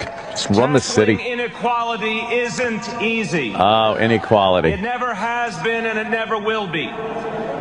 The challenges we face have been decades in the making. Challenges. And the problems we set out to address will not be solved overnight. But make no mistake, the people of this city have chosen a progressive path. Oh, God, that word progressive is not good. That means crime. And tonight we set forth on it. A lot of red. A lot of red in that picture. I noticed that too. Yeah. Tommy Red. Estamos muy orgullosos. Uh-oh. Oh, boy. It's a secret code to blow something up. Yeah. De lo que hemos logrado en esta campaña. This Spanish sucks. Well, better than Bloomberg's. Seré claro. Yeah. Nuestro trabajo acaba de empezar. How long are you going to do it for? He's phonetically fucking... It's like Mars is Spanish. It's horrible. Oh. Taco Bell Grande. All right, how long are you going to do it? El Camino. There's a lot of Hispanics like in New those York. cars. I know. He's progressive, see? Oh. Empezamos a caminar. Wouldn't their lives be a lot better if they knew English? Yeah, of course it would be. Ciudad. Of course. That's progressive, though. Is he done? Let's hope not. To everyone who knocked on doors, made phone calls, persuaded your friends. Oh, boy. The pointing at the the people in the crowd. audience. Hey, I know that dude. Right there, see the globe. About this campaign. Uh-huh. This victory is yours. Oh, is it? Can I stay at the fucking mansion? So much. That's a shitty acceptance speech, by the way. Very short. Terrible. Shitty. Just they're all trite, these speeches. No, he gave a longer one. I think that's just a piece of it. I remember him talking more about equality and stop and frisk and stuff in the police department that has to learn that it has to get along with the communities and stuff. So, yeah, I see some trouble between the police and this mayor. She is a midget. How small is that broad? That's the House of Horrors girl. Maybe it's from Cleveland. Being chained up stunted her growth. Oh, but she looks like she might be 4 foot tall. Maybe even shorter. Where is she? Yeah. They just showed her. She was on Dr. Phil just talking more about the horrors. Cocksucker. Yeah. The horrors of the House of Horror. Himself. Just to punch her in the stomach. He knocked her up 5 times, would punch her in the stomach. It worked? Yeah. Wow. What a piece of shit. He should have just had his throat cut. I mean, I'm glad he's dead, but I kind of wish he had his throat cut. Yeah. Right. He's not suffering anymore. Exactly, yeah. So that was de Blasio, and then you got the Gov. You got the Gov talking about the hugs? Oh, yeah. Hi. All right. Oh, this is so... We hug a pizza. It's so douchey. He's just douchey. New Jerseyans will never leave any New Jerseyan behind. What does that mean? That leave behind thing again. Stop saying New Jerseyans are different than other state people. He wants us to think he's different than all the other politicians, but he's using the same rhetoric. I hate when they make their state look like we want New Hampshireans to feel to show you what New Hampshireans are made of. The same shit as Floridians and Utahians. I was left behind many a times in my life. I didn't need a fucking politician to lift me up. I wish Sirius would say no morning show left behind. Yeah, exactly. What the fuck? Yeah, what is this left behind? Ugh. The state stuff bugs me. Let's show them what Las Vegasans are made of. Yeah, we're Nevadaans. I was going to say, isn't that Nevada? But I mean, don't act like you're made of any mustard. Like everyone is the same here. Yeah, of course. Let's show them what Mississippians do. A lot different than Rhode Islanders. Dreck. Yeah, New Jerseyans. What dreck. We're not going to lay down and take it because that's not what New Jerseyans do. If you throw pie at New Jerseyans, we pick it up and say, more pie, we're tough. That's how Michiganians do things. Safe to say, human nature, if a big fucking storm happens or a terrorist attack or wildfires or whatever the fuck, everyone kind of steps up their game. Right. Yeah. And they start like loving each other a little more, helping each other out a little more. Well, it's not specific to a state. Christie used that in his speech last night. He used Superstorm Sandy a few times to be like, hey, I'm great. Basically saying if any other state had to deal with that superstorm, they would have just fucking, crazy. What do you they think would have folded. Throw sand at each other? They would have done the same shit. Of course they would have. Throw their own feces and it's just bullshit. We're going to show you what New Jerseyans are made of. The same mediocre nonsense as the other 49 states. There was another one he said last night. There was not a heckler, but he was talking about hugs, and I guess a guy, I couldn't really hear it, but I guess the guy asked for a hug, and he goes, you'll get one later or something. Yeah. And then he looks at the camera and he goes, what is it, open bar tonight? Yeah. And he got a big laugh, and then he goes, that's New Jersey for you. New Jersey. Because I guess only New Jerseyans like a good open bar. A stiff beverage. We're wild in New Jersey. That's Watch New out. Jersey. Right. Same as Pennsylvania, and let me list the other 48. Actually, it might even be in this part of the speech if he's talking about hugs. Let's see if he says New Jerseyans are the same as Honoluluans.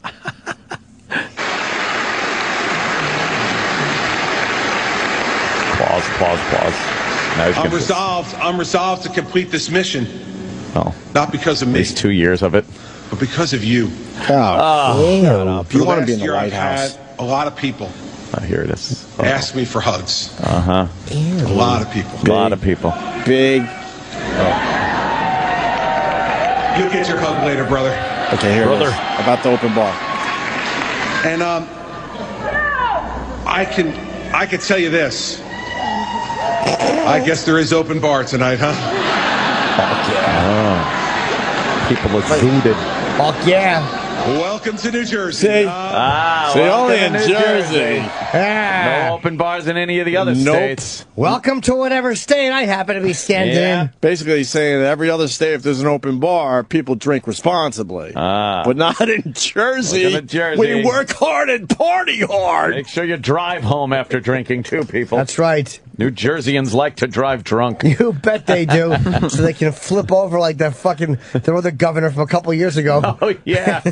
Even though he wasn't driving. Remember him? Who was that? Jim Corzine. Doug Corzine. Oh, did he get in Dutch with some money? Wow.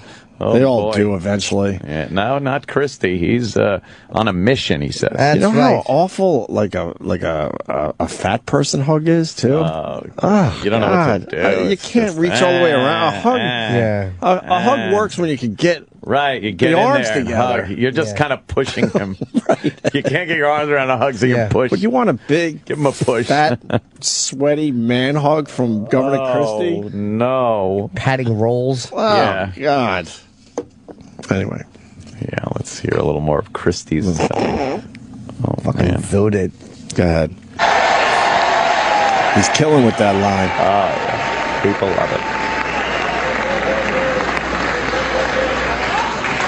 People ask me for hugs to comfort them. People ask me for hugs to make sure I wouldn't forget them. People ask me for hugs just to know that the leader of this state cared about them. And people came up to me all the time in the aftermath and said to me, Governor, where did you get the energy? I listen to Where this did you get the energy day after day after day to do that? And I told them, you don't understand, do you? Oh, Christ. Yuck. Those hugs going for a moment gave more to me than I could ever give back to them. They gave me hope and faith and optimism for our future. How douchey What is a that? terrible acting job. Don't you understand, you fucking asshole? You don't get it, do you? The people of New Jersey. Those have hugs given gave me more to much Dave more Herman than I could ever hope to give back to them. Wait, you got to hear that. You got to hear the last part. Well, why are we hiring you to do the job? Why don't we just do it? Wait, go back They've where given me their they trust. were talking over because it's. And it's with that hope. Yeah, right here. there you go. Listen to this. The people of New Jersey have given me much more than I could ever hope to give back to them. It's just a lie. They've given me hope, they've given me faith, and they've given me their trust. And it's with that hope, with that optimism, that faith, and that trust that we together confront the next 4 years of opportunity for our state. I know that tonight, a dispirited America, angry with their dysfunctional government in Washington. Oh, boy. Whoa, dysfunctional government in Washington. Whatever.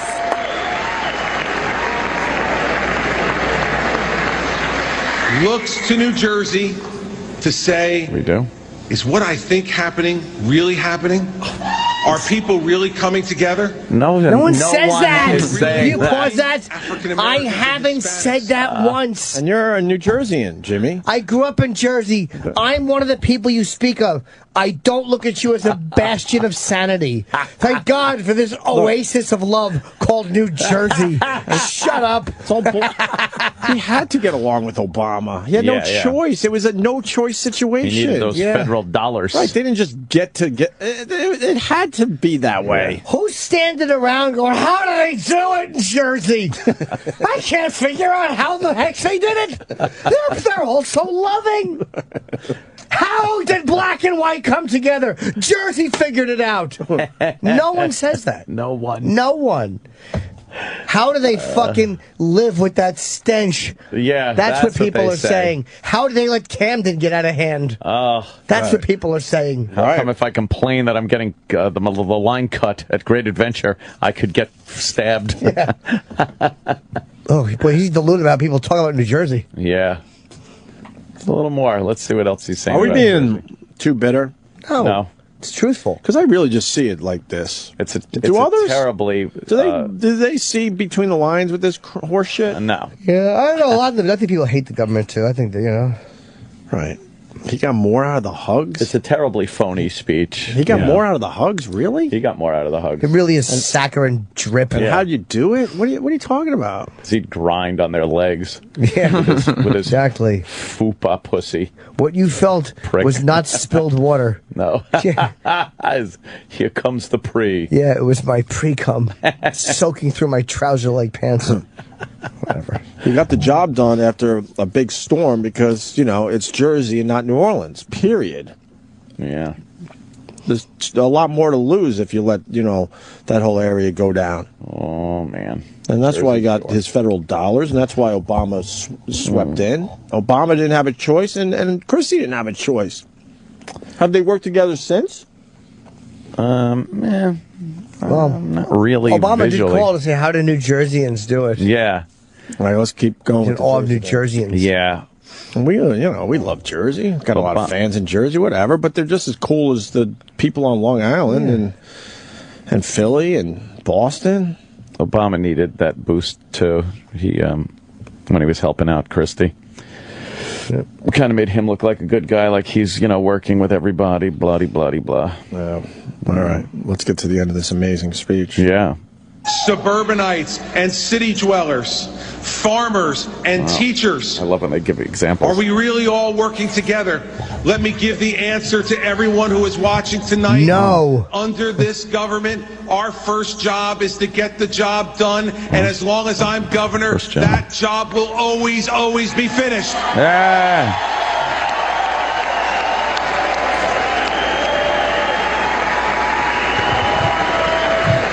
Nonsense. Who goes to these things? Claps. Stands there. I think tonight, most particularly. And I know my dad and my brother and sister who are here tonight with me share this same view. I think tonight, most particularly about my mother. All of you who have heard me over the last 4 years know that she was and still is the dominant influence in my life. Mama's boy? As I said on the video. Mother. Blood. Explains the fatness. Yeah. My mom used to say to me all the time, Christopher, Put be that yourself. away. You're because in public. then tomorrow You don't have to worry about trying to remember who you pretended to be yesterday. Huh? Whoa. Powerful words from a woman who I miss every day. But tonight, I know. Oh, here it is. That my mom is looking down on New Jersey. From heaven. Looking down on Jersey? Saying to me, if you died and you could be anywhere? She's saying to me, Chris, the job's not done yet.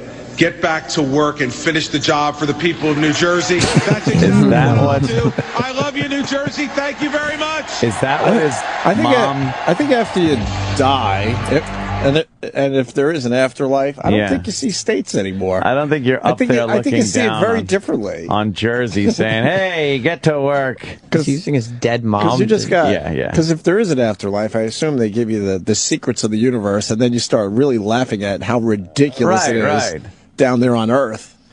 Wouldn't you just be zipping to the other side of the cosmos somewhere?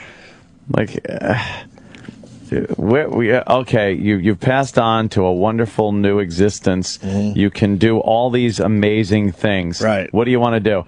I'm just going to hover over Jersey for a while. Right. Just going to kind of just stay in place. Because I miss the old stench. Yeah. I want to make sure I get a message to my son that, hey, get back to work.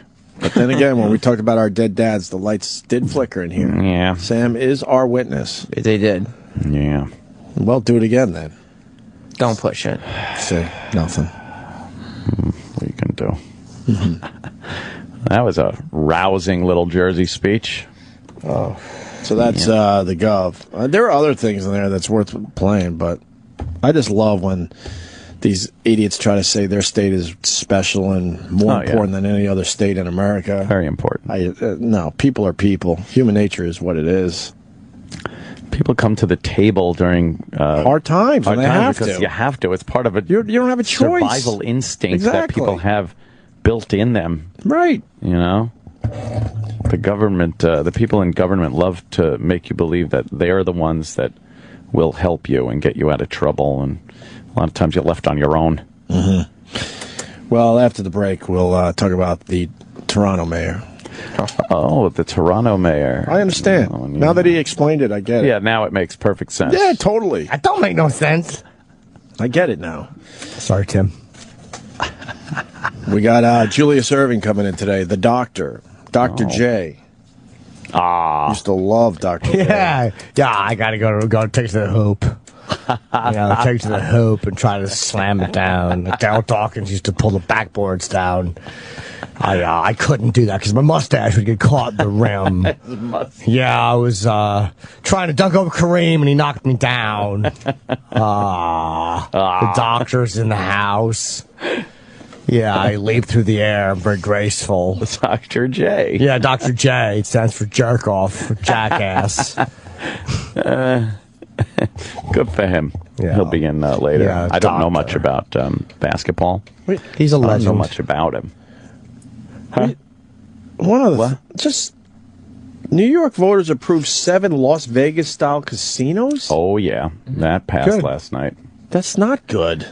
Why? That's not good for society. I think it's great. Why? Here's what they're saying. Tax it. Here's what they're saying. Yeah, but people are irresponsible and they spend their entire paychecks at these places. But you know what? They allow them to have booze, let them gamble. Here's what they're saying. What are they saying? They're saying that I hate these casinos that pop up. They're allowing this in some of the more, let's say, impoverished areas of upstate New York. Okay, so those people are going to be even poorer. Well, because everyone knows you can't win at gambling. No, they're thinking the majority of people lose their shit.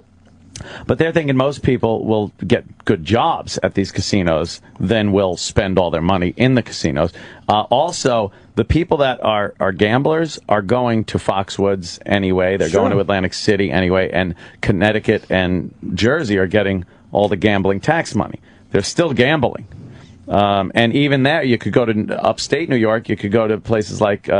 Niagara Falls, Pennsylvania, Pennsylvania. Poconos. I've been in a couple of the shitty casinos in the Pennsylvania area. It's not good for society. All I'm saying is, when these politicians say no one left behind, this type of behavior leaves people behind. because it leads them to poverty. In any good simulation game, SimCity type of game, right? There's always the option to put casinos in, and all of a sudden your revenue just goes through the roof. But you have to put more police around it, and then there's more like homeless. Well, look at Atlantic City. It's amazing how the as soon as you get off the strip, it's an amazing shithole. Oh yeah, they don't even put money back into the area, meaning the couple blocks away from the casinos. I've always been against this shit. Oh, I never mind. Then they don't. Yeah, but then what do they do with the tax money? Well, it's supposed to go to education. Well, it's supposed to, but I don't see education getting way better because these casinos pop up. As long as you don't fuck with the skim, though. But it goes against everything, like the whole leaving people behind. They know this is in general bad for people. Yeah. They know. Well, where are the casinos going to be this People have spoken. They just voted Catskills, that it's actually, kind of upstate. The southern tier. Oh, boy. Isn't that like Rochester, Buffalo area? I don't know. What's the southern tier? Look it up. Isn't that what they call the southern tier? Oh, that's like the southern part of the straight line of New York. They're over Pennsylvania, right? Yeah, Isn't that's that like the southern tier? Elmira, Binghamton. Oh, way down there. Yeah. How about in Manhattan? Put a casino. I don't think you'll ever see that. Why not? Christ, you don't want that. I would love that. Give the tax money, man. They should let the tax money go. People make their own choices. There's a free society. They want to drink. I think they let them drink. I mean, either that or take booze out. They want to gamble. Let them gamble. But don't make believe we're trying to, bring everyone up. Look what happened when Biff built his casino in Hill Valley. Went to shit. Right? Could just take everything from Back to the Future. What do I know? Yeah. Wow. We do have to take a break, but this headline, HIV positive Florida man douses girlfriend with gasoline and forces her to have unprotected sex. Like, where did it go wrong? Wow. Because I'd like to think every relationship starts like all nice and lovey-dovey, and you can't get enough of each other, and then you fast forward and this shit's happening. Why douse her with gasoline? How do you keep a rod with gas on you? Right. You know you're giving someone AIDS and you have gas on you, and you still can fuck. That guy should just be killed. Wow. All right, well, let's talk about the mayor of Toronto next and some other things. But yeah, Dr. J's coming in at 9, and our pal Jason Statham will be here at 9:30 promoting his latest movie. He better be here at 9:30. And tomorrow, Bill Burr. Nice. They're getting very famous, Bill Burr. Oh, yeah, yes. He's on a rocket ship now. Well, I'll tell you. Couldn't be happier for the guy. I saw him in a movie last night that was recommended to me So did I. Sam Roberts. You want to talk about the movie next? You saw Heat, right? Yeah. Okay. Like this? Toward this, right? Mm-hmm. Yeah. Yeah. But I have a theory, too, about... Oh, really? As to why he had his opinion. But before we get into this, and I swear to you, Bill Burr was amazing in the movie. I know. Okay. Hilarious. Absolutely. I was kind of wishing for more Bill Burr. I know. When he goes off, right when they first come in the house, and he's going off at the table Amazing. about how she should arrest people in the house. He nailed it. He was fucking great. Nailed it. Yeah. I was wishing for more Bill Burr. Yes. That says a little bit about this movie there, Sam Roberts. Yep. Of course you want your friend to be in it more. Yeah. You recognize talent. Yeah. He's very talented. You have a talented friend. Is he our friend still? I hope so. Hope so. We'll find out tomorrow. Very funny. We love the Burr. All right. The Opie and Anthony Show on Sirius XM. Sirius XM. The Opie and Anthony Show. Yeah.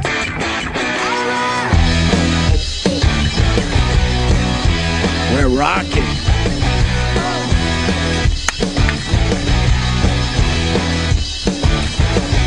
Is Anthony making duties? I hope so. Yeah. I hope he shit all over the back of his legs and up his ankles. Hope he didn't make it. Well, I like the white stripes.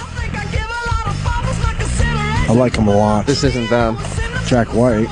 It's him. No, I know it's Jack White, but to me everything is like white stripes. The raconteur. Yeah, I don't like him. I wish I did. You don't like Jack White?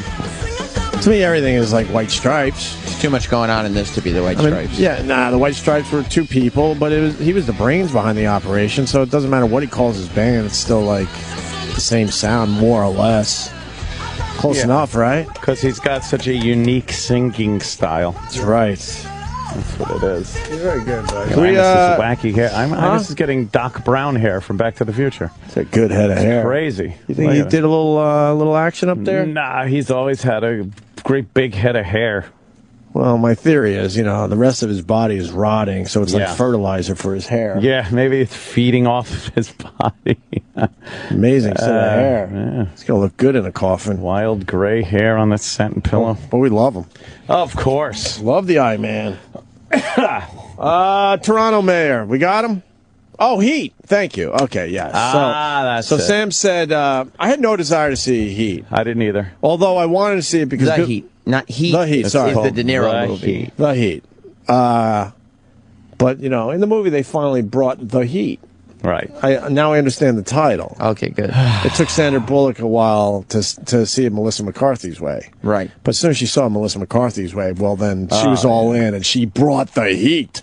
Thus, then, the title of the movie. Right. I wanted to see the movie because of Bill Burr. Because of our pal. Yeah, I heard Billy was in it, and I'm like, yeah, I got to see that. And we had Blu-rays laying around. Sam goes, it really is a funny movie. I go, Sam liked it a lot. Mm-hmm. All right, now I got to see this movie. So I watched it last night. The first observation, it's a fucking long movie. Oh, my God. That's one of those movies that should not be... How many minutes was it? And if you tell me it's only 90 minutes, then there's a problem. Yeah, it felt seemed long. It had to be over 2 hours. Seemed very long. Maybe you watched the director's cut version or something. I don't think so. The director's cut? I watched it on demand. What did you think of the movie? I get Melissa McCarthy she's a very funny lady. Uh-huh.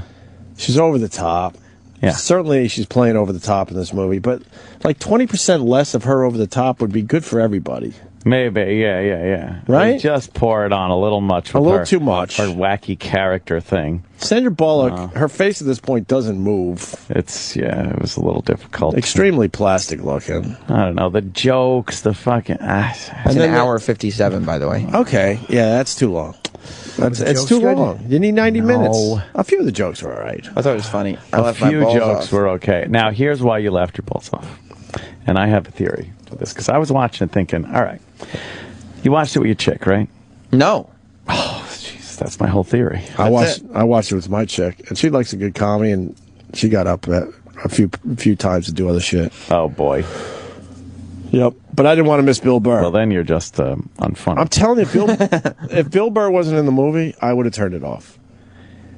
Yeah. And then when he popped on the screen, he was really good. Yeah, but you also came in and said Bridesmaids was shitty when you saw it. Yeah, but I changed my opinion on that. Exactly. You won't on this, though. I was distracted in a hotel room when we were seeing Bridesmaids the first time, and then I saw it, without any distractions, and realized, yeah, it's a pretty funny fucking movie. Were your kids in the room with you? When? Oh, God, yeah. All right, sounds like a distraction to me. Dude, the first fucking problem. All right. My kid is next to me with the iPad, and then he's taking peeks. I'm like, you can't take peeks. This is like an adult movie. Oh. And then there's some pretty graphic violence in this movie. Oh, yeah. So he saw his first, he got a little taste of some graphic violence yesterday. Graphic violence? Nice. And then I'm trying to explain, it's just silly stuff. They're play acting. Yeah, when the guy got shot right in the middle of the head, that's just silly. Don't worry about that. Don't worry about that. Yeah. The explosion got to him, and he turned to me and goes, Daddy, that scared me. I'm like, well, it's cartoons. Oh, it's don't worry about it. It's cartoons. But his little mind, he's like, oh, okay, it's cartoon. Yeah. That'll hold him for a little while. You didn't laugh when Melissa Even after the McCarthy, movie, I go, wow, we got to, all right, something went down here today in our house. Boy. We got to make sure we don't have them just watching these movies with us. Jesus. You didn't laugh when she thought Sandra Bullock's pajamas were a pantsuit? That shit's funny. Well, it was a tux, right? She goes, and then she goes, sorry, I don't sleep. I didn't know you slept in a tuxedo. That's funny. It's like two-piece pajamas. It was all right. It's like totally uncultured. And then you had the lieutenant or captain or sergeant, whatever the fuck, going, in my office! There was that scene. In my office! It was Biff Tannen. I know. It was Biff. But then at the end, like right out of 48 Hours, she comes in and talks about what a great partner she would be and what a great cop she's a better cop than any of you guys. It was one cop buddy movie cliche after another. And then chicks. That's Was right. it supposed to be cliches though? Like No, that's just it. I didn't know. It was played much too seriously. Did you see how Melissa McCarthy delivered a few lines? Like, it was obvious that they should have done another take. Well, she's not very good. There was like a pause going about? with her acting or something. She's kind of funny looking and funny and stuff, but she's not like a good actress. The scene that got me where I was not all in anymore was when they had the bar scene where they were doing Oh God! You know what I'm talking about? Yes, that was so douchey. And they're finally bonding. The bonding montage. The bonding montage was so uncomfortable. Oh, they're dancing. They're doing shots. They got tape on their face, making wacky faces. Right. And they're in a bar with like just two old guys. Slow dancing with old guys. Fucking hilarious. Chip likes it. But it was just so... Chip, you'd love this movie. It was so forced. Yes, it was forced. It was really uncomfortable. Everything was very forced. That didn't work, that part. Maybe that one part. I mean, that wasn't my favorite part. But that movie's fucking hilarious. No, it's not. Jokes are funny. Not really. Now, what was your theory again? See, my theory was he watched it with a chick. Okay. And I could see if you watch it with a girl, the girls might laugh at certain things, and then you're like, oh, that's What's funny. the dude that Paul Feig. Yeah, he does like chick comedies. He did Bridesmaids. Yeah, he's known for doing some chick comedy. And he created Freaks and Geeks. And he was in the film Heavyweights. Mm-hmm. Not only did I not watch it with Jess, but Jess was at work. And I called her because I was laughing at that fucking tuxedo pajama joke. Jesus. You laughed at that one? I cracked up. I called Jess to say, I'm laughing out loud alone in the house because of that joke. Did she, like, hang up and find a man? Find a real man? Real man. Why? Because look, the movie. You come over to my apartment. I'll show you a real man. It wasn't a chick flick. Just because it's women in the movie doesn't mean it wasn't a chick flick. You're That's fair. Giggling over a fashion joke on a fucking. It's not a fashion joke. She called the pajamas a tuxedo. Shut up, That's pink shirt. crazy. It's a fashion joke. It's a fashion joke. The movie fashion. It's pajamas. Tuxedo. She used the wrong salad fork. That was hilarious. Remember that thing? She used the inside fork for the outside. That wasn't on that level. I'm not a fan of movies where the two people need each other. It's like, oh God, yeah, I'm not a fan of that. You don't like when there's a little heart at the end. No, I don't. I actually, don't misrepresent me. I don't mind a little of that. I don't believe that. I don't like they need each other because it's been done a million fucking times. It's nice. I like how they worked the whole Melissa McCarthy thing too. Like she's out on the street, she's being tough. And she looks it. But then when you needed to feel sympathy for her, like in the hospital, they fucking pull her hair back and they put different makeup on to soften her look more so she'd be more sympathetic. And then when she's out on the street, she's got a little smudge on her cheek, her eyebrows are a little more mean. Right. And then oh, wait, it's the end. We got to make her all nice. Show business. Well, what I liked about the movie, though, is they kind of learned from each other by the end of the film. I did like that there was a little lesson there. Sandra Bullock was a little too stiff, and Melissa McCarthy was a little too wild. A little too abrasive. And we learned that maybe somewhere in the middle would be good for both of them. Melissa McCarthy learned not to marry a guy who does tattoos, and Sandra Bullock learned don't eat like a fatso. They both learned a life lesson. I don't think it's a horrible movie, Sam Roberts. No, funny movie. It's just not horrible. It's average. Plus, then in the end, I was laughing when my favorite Bill Burr joke was at the end, spoiler alert, when she's on stage accepting her certificate and all that stuff, and then Bill Burr with his Boston accent is yelling, "Take out your gun!" That was funny. I'm telling you, he was really good in the movie. He was really good. And then when it's like when he was yelling, "Hold it up, hold it up," like just simple shit, but how he does it, it's hilarious. It's uncouth. Psychopath when his leg is fucking shaking and he's got the baseball bat in his hand. Let's say hi to Amanda in Canada. Our first phone call of the day is not happening because these fucking phones are broken again. Jesus. Tim, how about you fix the phones? How about we start there? Every day I'm breaking the screen. No. I don't think the screen has anything to do with it. Uh-oh, here comes E-Rock. Yeah, and E-Rock has to trudge in every fucking You're a day. heavy walker. Oh, man, isn't he? Yeah, he doth shake. lumber. How about you start there? Fix our fucking phones. It'll be better in the afternoon. Hug Opie. Get more out of his hug than you would giving a hug. There's bugs. There's bugs in the phone system. 'Cause you come in here on a regular basis. And it worked this morning, yeah. It always starts off working, but then something happens. Thank you. Did you hug him? Yep. Good. Let's go hug a A-train. No. He's hugging Jimmy. I'm kind of mad at myself. What happened? I don't know. I got to get more angry. That should have broke. No, those The screens people at are home very didn't hard to see break. that. Why, That 'cause should you have threw it absolutely as hard broke. as you could, and it bounced off the glass surface. Bounced off like fucking sadly. These monitors are very hard That to break should have because they're went- not really, like, glassy. They're not hard to break. Kind of. Well, they're... If you have testosterone. Well... I'll get in trouble for saying this, but I was absolutely going for a moment there and breaking the fucking screen, and it didn't happen. So now I look like an idiot. Amanda, what's up? Hi. Hey, how's it going? Hey. Hey. I was just going to call because I heard you talking about heat and... But what do you know? All you guys in Canada smoke crack.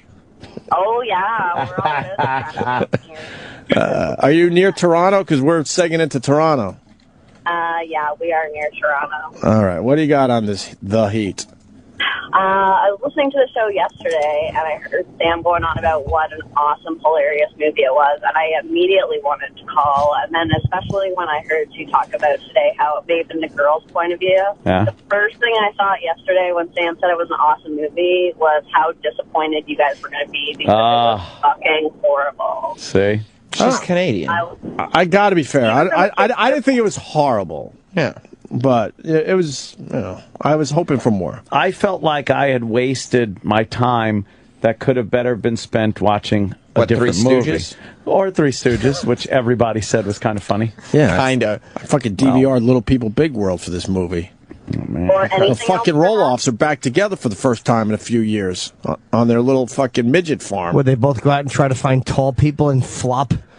They came back in a little shoebox. I gotta know what happened on Little People Big World. I'll tell you what happened. I get laughed at. Me too.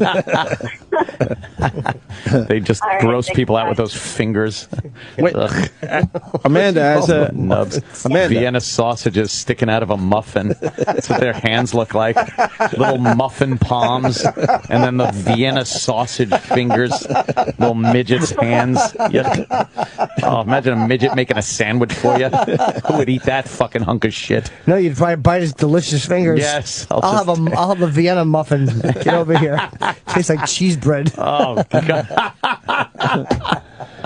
Yeah. Amanda, as a chick, Yeah. did you like the movie? No, I thought it was horrible. Yeah. See? Melissa McCarthy was horrible. She went like way too over the top with the I was expecting a lot more out of it because of Sam Roberts' endorsement. I don't think Melissa McCarthy was horrible. I think they're still trying to find a vehicle for her, as they call it. I mean, in he Hollywood. was. That was supposed to be a vehicle for It was her. a vehicle for her. But it didn't work. How not? It made $160 million. Yeah, it should have made at least $2. What are you talking about? It was a huge hit. Nah, not really. Not with the intellects. Like who? You and Ant? That's right. Oh. That's right. We expect a little more from our comedies. Yeah, the Heat made $230 million worldwide. It was a Melissa McCarthy vehicle. That's a hit. A huge hit. Huge hit. That's a big hit right there. I'll say. If I saw it in a movie theater, I would have not been disappointed. Yeah. See, Yeah, like that. I never would have thought to But have it's seen an it. endorsement. You got to pay $13. You're not going to be disappointed. I don't know. Then you could have added $13 to that total right there. That would have been great. Could you have my $13? That's Because $13. I meant to. So now, how much do they make? Now it made 100. I would have brought somebody too. I got it. Oh, wow. I got it on demand, so you could add that. Yep. So that's what? On there. $6? It was like $6, yeah. Plus your 26. That's $32. Yeah. Now what's the worldwide? Yep. What's the total now?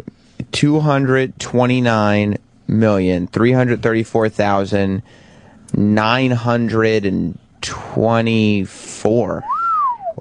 That's huge. Wow, Bill Burr was in a blockbuster. Yeah. Good for him. I wish I could get movies first run at my house. I'd pay like fucking $50. I don't know why they're waiting. I'd pay like $50. Wouldn't you pay $100? I'd pay $100. You pay $100 to watch a movie at your house? Yes. I would. I'd have people come over. Yeah, but that's what other people would do too. They would just like divvy it up. Charge them. People don't have $100 to be spending on a pay-per-view movie. Yeah, it's true. Yeah, But there's enough people that would do it. Yeah, we do. The three of yous. I would pay $50, not $100. I'd pay $50, and I wouldn't be doing it like all the time. It's only if I want to, Right. But why aren't they doing it? Like, I don't know. They don't want they it haven't figured out there. the numbers yet, right? Yeah, they don't want it out there. Yeah. I do like that it's getting closer and closer, though, because there are movies on demand and early release and stuff like that now. Well, they do it in Fios. theaters now, but it's always those artsy films that they know people aren't going to watch Yeah, anyway. yeah. It's still in theaters. But You're like, every once in a ooh. while you get a still in theaters that is a pretty good movie. They're actually there's something called a Glendar screen. A Glendar screen. It's What a- is that? It's a new technology where they're going to have all the first-run movies on. Yeah? I don't believe you. Wasn't even close that time. You look silly saying Glendar. Who would? Let's say hi to Lenny in Toronto. Lenny, what's Hey, up? boys, You what's trying up? to tend the rabbits, are you? Nice. Just killed Curly's wife. Yes. Lenny! How's it going? That's great, man. Moving afternoons, it's going to be great. Yep. Gonna be able to sleep in for once. Yep. What do you got? Very nice. Well, I figured, I'm your number one Toronto fan. You'd want to go directly to me to ask any questions you had about our mayor. Well, I totally get the mayor now. Yeah. Yeah. Yeah. All right. Thanks, guys. Tap it up. Mayor Crack Smoker. Yeah. Who is he, Marion Barry? Well, that was the first mayor. We had Mayor Crack Smoker. Thumbs up, Chip. Right. Funny. So let's listen to the mayor finally admitting that he smoked crack. We said this would happen. Well, this was an obvious one, though. I take pride in the ones that aren't so obvious that come through. That's right. Or true. We predicted Sally Field would be in a Bukkake movie. Yep. Just surface. Still waiting. Yeah. So this fool got caught smoking crack. Smoking a crack. On video, and they finally found the fucking videotape, and that's why he's coming forward going, okay. Yeah. He even All said right, it's time to talk about it. a while ago, he said, there's no videotape or anything of me smoking crack. Well, and then, there is a That's why I videotape. can't believe anything these people say. No. It's all lies. Yeah. On the video that I haven't seen, you guys have asked me a question. It was very discreet that we described the video on Thursday. It was very cautious. You asked me a question back in May, and you can repeat that question. The question we asked you back in May? Yeah. Can you explain the video didn't You asked me Pause. a couple Right. questions. He's going for the dramatic He's moment. going for a moment. Because he wants him to ask, well, did you smoke crack? And now he's going to go, yes. I did. Just fucking say it. I know. Your He's like, moment's not working, so say it. ask me the same question. It rhymes with lack. It rhymes with did you broke lack? What's his name again? Fat Piggy Man. He really is Fat Piggy Man. Rob Ford. something, Rob yeah. Ford, right, okay. So you asked me a couple questions, and what were those questions? Do you smoke crack cocaine? Exactly. Yes, I have smoked crack cocaine. When, But sir? no, do I? Am I an addict? No. When have you I smoked tried crack it? Probably in one of my drunken stupors, probably approximately about a year ago. I answered your question. Pause. You asked the question properly, I'll answer it. The lies continue. There's no way you're just doing crack cocaine once. Yeah, you just do it once. Yeah, I got so drunk I smoked crack cocaine. I got so hammered. You know how it is when you're zooted. And I smoked some crack. And that was it. They got him for the one time, so he's going to admit the one time and say it was only the one time. There is we no all know one the formula on Earth that has smoked crack once. Unless you die while you're smoking. Right.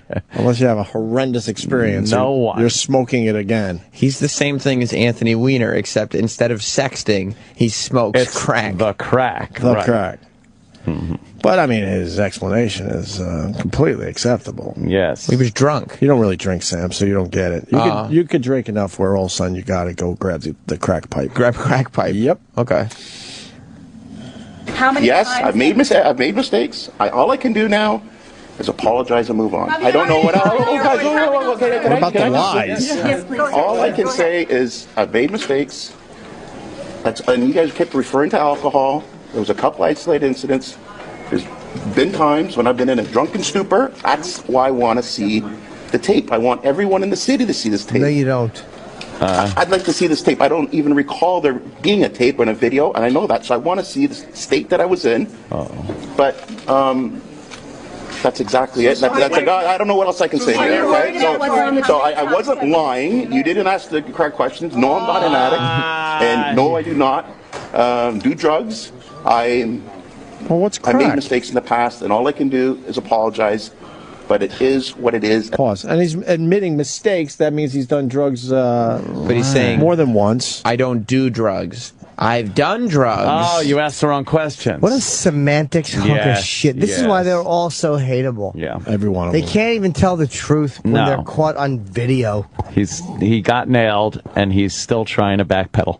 Well, because, being the mayor is a kick-ass job. Oh, yeah, you don't want to lose that. And he's not going to step down. No. That's going to be amazing. And he's not going to stop smoking crack. No, why would he? That's nah. He's going to come forward. I told you I smoke crack. I mean, yeah. I can't change the past. I'd like to take this opportunity to address a number of issues that have circulated May 24th, in the media over the last 2 2013. days. There has been a serious accusation from the Toronto Star that I use crack cocaine. I do not use crack cocaine, nor am I an addict of crack cocaine. Oh, boy. As for a video, I cannot comment on a video that I have never seen or does not exist. Wow. So they put those two together. Yikes. Because he's saying you asked the wrong question. Right. He did crack cocaine, but he doesn't do crack cocaine. Oh, That's the difference. Oh, what a fat liar. He got him there. What a fat semantics liar. Yes. Yeah, Let me say hi to Wow, Canada's very excited that we need him today. James, what's up? Hey, how's it going? Hey, man. Actually, the audio you guys were listening to was from a media scrum. He actually did a formal statement later on at a press conference, and at the end, he finished, after going on and on about all this bullshit, he ended with, "God bless Toronto," to which there was audible laughter in the room. The media was actually laughing at him. Wait a minute. God can't bless Toronto because God blesses America. What the fuck is that? Yeah. Impossible. We got the God thing in our country. Right.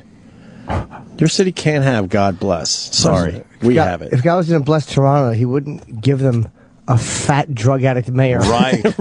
I'm not a drug addict. A fat crack-smoking alcoholic mayor. God had his chance and he fucked up. God stuck it right in Toronto's ass. Yeah. That's right. Without lube. Yeah, no lube. Here's your fat, lying, crack-smoking, drunk mayor.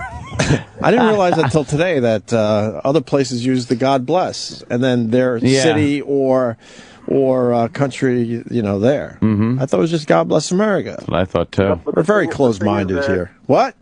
The thing is that we don't ever use it. It's an American thing. Canadians would never say that. Oh, is that why they laughed at him? Oh, okay. The fact that he pulled that out of his bag of shit is just ridiculous. Oh, all right. Well, I learned something. So you guys don't really use that. Huh. Godless nation up there. My fat mayor wife smokes crack first. I just saw him. Various. Fat Asian wife, Susan, smokes crack. Rob Ford looks like a goofball. He is wacky. Thank you, sir. Let's go to Derek in Kanana. Derek in Kanana. All right. It goes da-na-na-na-na-na, not da-na-na-na-na-na. You like that, Is right? that what the mayor's doing? That's what the mayor's doing. Yeah. Oh, that's a great way to put it. Yeah. The mayor is saying he didn't go ding ding ding ding ding ding. He went ding ding ding ding ding ding ding. How do you remember that? Oh, it's because that's exactly how he said it. Oh yeah, it's ingrained in my head now. That extra note.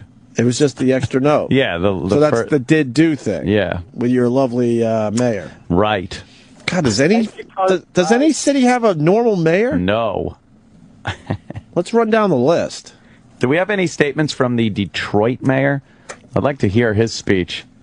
It's like, can we all just settle down? And oh boy, no, he's the new guy. It's not Dave Bing. Oh man, the new mayor. He's some Irish guy, I think, right? I think it's some Irish dude in there to. I think his acceptance speech. He said, "Let's all move." Yeah. Mike Dugan. Hi, I'm Mike Dugan. Yeah, Kenny Johnson. Hold on, before we move. Hold on, I'm sorry. Yeah. There's one other thing about Rob Ford. I knew there was another thing, and I'm glad the listener is He's helping me out obese. here.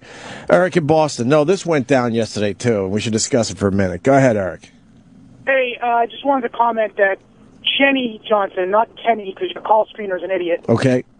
Kenny Johnson, high five, who is barely Twitter famous, made a comment that the mayor of Toronto was racist during his press conference because he was wearing a Redskin tie yesterday. Oh. Yeah, they're trying to fucking nail him to that, too. Because he's wearing a red skin. Oh, God. Yeah, isn't that amazing? That's silly. This guy wants to defend the mayor. Oh, my God. All Well, it's probably right. his dealer. Yeah. Chris. Yes, Marion from D.C. What's up, Chris? The guy, because I don't think he's lying. Because judging by his size, he obviously has his addiction under control. Well, maybe he's supposed to be even fatter. Right, he's supposed to be giant Maybe fat. he should be. Maybe he's supposed to be the heaviest man in the world. Or he offsets it with alcohol bloat. Yeah. Right. Pizzas. Pepperoni pizzas. All right, buddy. Swallowed a lot of aggression as a child. One with a lot of pizzas. Pizza. Wasn't George W. Bush a cokehead? People are asking. He was sober before he got in At office. some juncture. He wasn't smoking crack while he was in office. Let me explain. He did coke. He didn't do coke. Right. All right. I like the fact Dumb Sam didn't know exactly what position he had. So Sam Yeah. tried to say it. He goes, when he was in office. I knew he was the president. In office of Before something.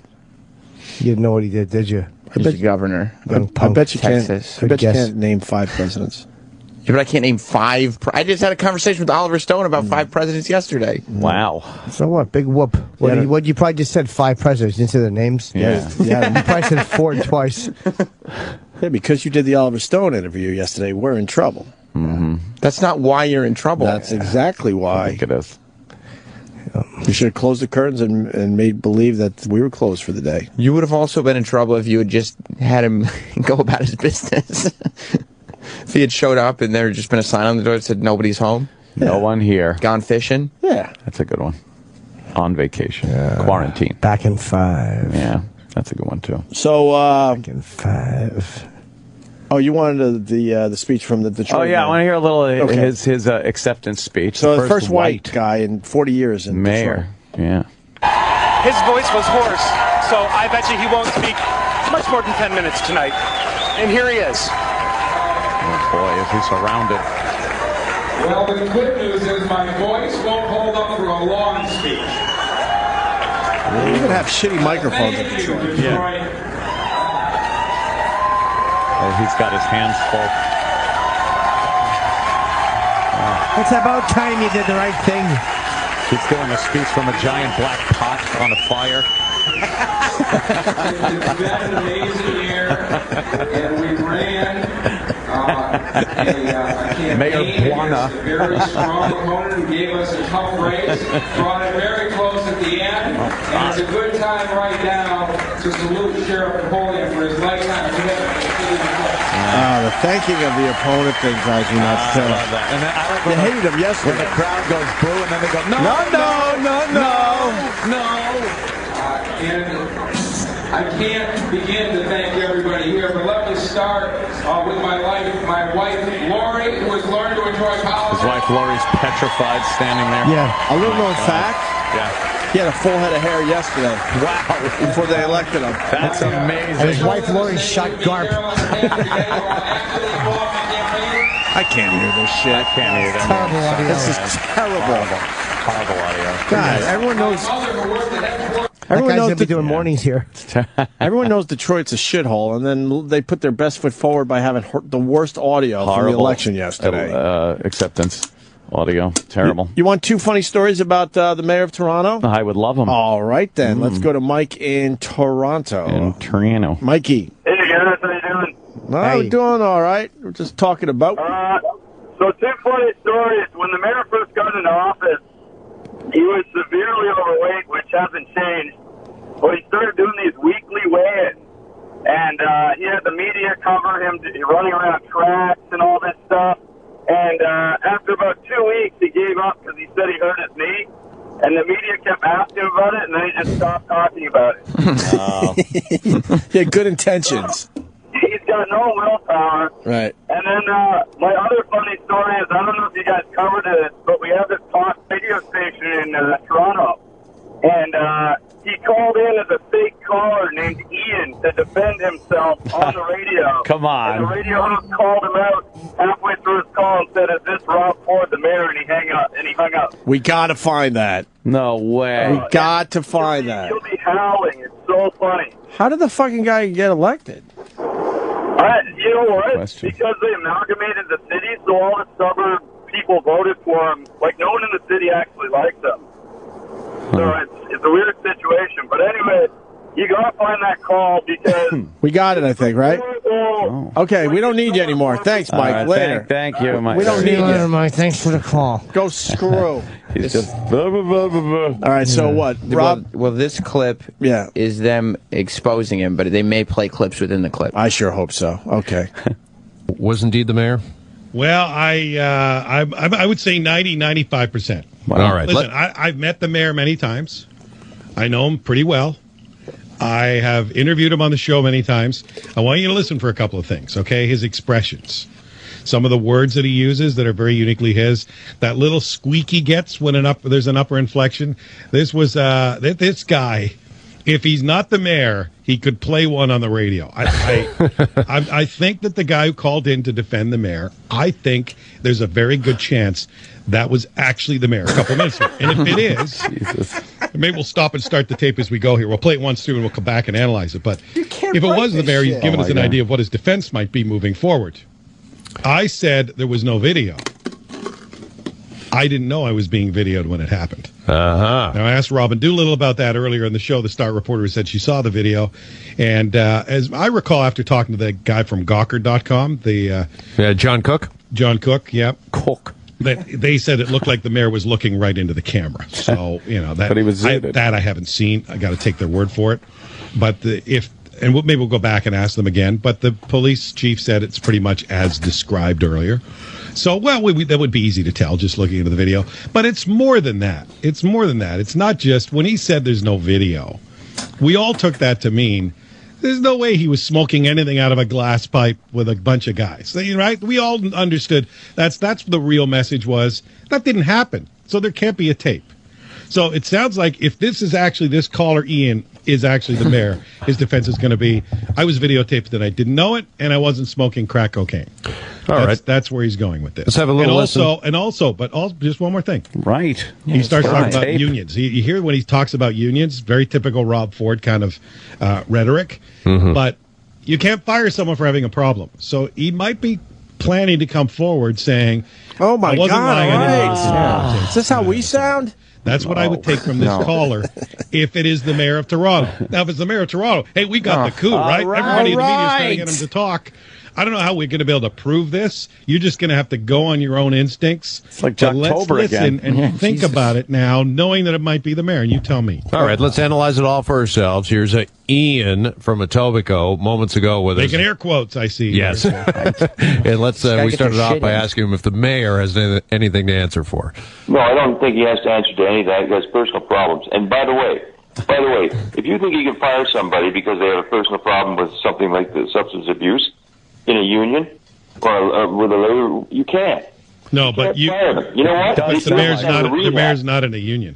Here's the thing: nobody. Wait a minute. Nobody's a union in there. Nobody's accused the mayor of breaking the law in this show or this station. Wait a minute. Breaking the law. Okay. Nobody's accused him of that. Okay. First of all, let me get another one across to you.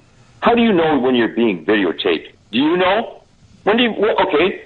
Sorry, what was your name? He does sound like the mayor. This is Bill. Super Is defensive. this Rob Ford? Yeah. Okay, Bill. I'm serious. Hold on a second. Last week. Who am I talking to right now? That's Ian. How many times have you been videoed in the last week? The times that I've looked into the camera? Once. Oh, yeah, you looked at the camera once. How do you know what you do exactly? There's cameras everywhere. Okay, so you're telling me that he goes around and videotapes himself smoking crack. Get it Rob, right. Smart Mayor enough. Ford, Mayor Ford, I know your voice. This is you, isn't it, Mayor Ford? And away he went. He dropped the line there. I got to tell you, Bill, you might be onto something because he certainly has the cadence of Mayor Ford. We've all got a kind of a vocal signature, a way we I fucking love this guy. He was very defensive. Rob Ford is a nut job. That did sound like him, too. So the mayor calls to defend himself as a fake caller. Wow. He's just sitting there listening to the radio, getting pissed that they're talking about him. Right. You got 10-pound balls? Let's see. Is this the radio station? You got Prince Albert in a can? We better let him out before he suffocates. Is this Rob Ford? No? He's just a caller. Rob Ford is calling to defend Rob Ford. That was him. Let's see if there's anything else there. Talk and listening to that back again, it certainly sounds as if it, well, it could be I've Rob spent Ford. my entire career listening to voices, editing tape, interviewing people. I'm almost like a blind guy. I spend most of my life, like you do, Jeff, just listening to people's voices on the phone. And people on the phone don't always sound like the way you think they're going to sound, but I've also interviewed them a lot of times.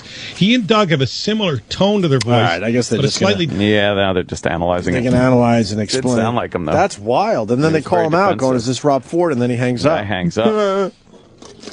He got us scared.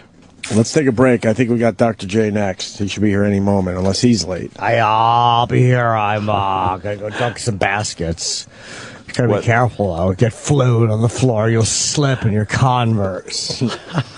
Hurt your hand while you're up there doing slam dunks and whatnot. He's got a book. What is it? Is it just like, hey, I played basketball kind of a thing? It's his life. It covers. It's a pretty good book. He's had some real tragedy. I finished it last night on the plane, and it's just called Dr. J. And he's a real legend, man. And he's a very, very interesting story. And he's got the OCD. Yeah.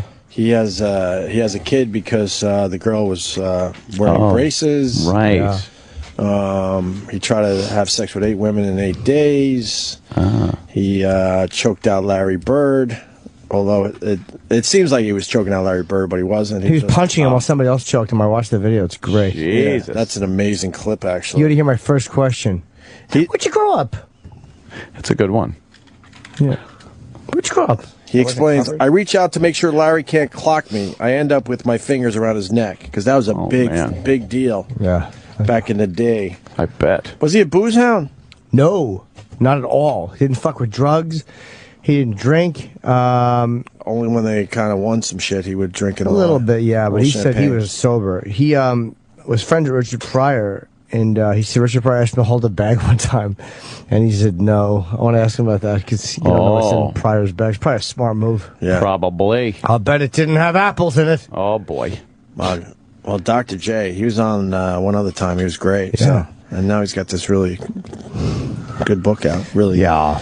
So we'll have him and then Jason Statham. And make sure the guests know they can't be late today. Because even though we got a talking to, I'm doing the exact same fucking thing today. Oh, boy. 10 o'clock on the nose, Sam Roberts. What's Jason promoting? A film? It's a movie where, like, it's, some crazy shit starts happening. He's going to be killing people, I bet. Yeah. But there's some adrenaline that goes through his body. Oh, yeah. Oh, yeah. That should be, I bet you there'll be a couple fast cars in the movie. Oh, hell yeah. Would it be funny if he's playing something else? Playing a homosexual who falls in love with a man who's fixing my pipes.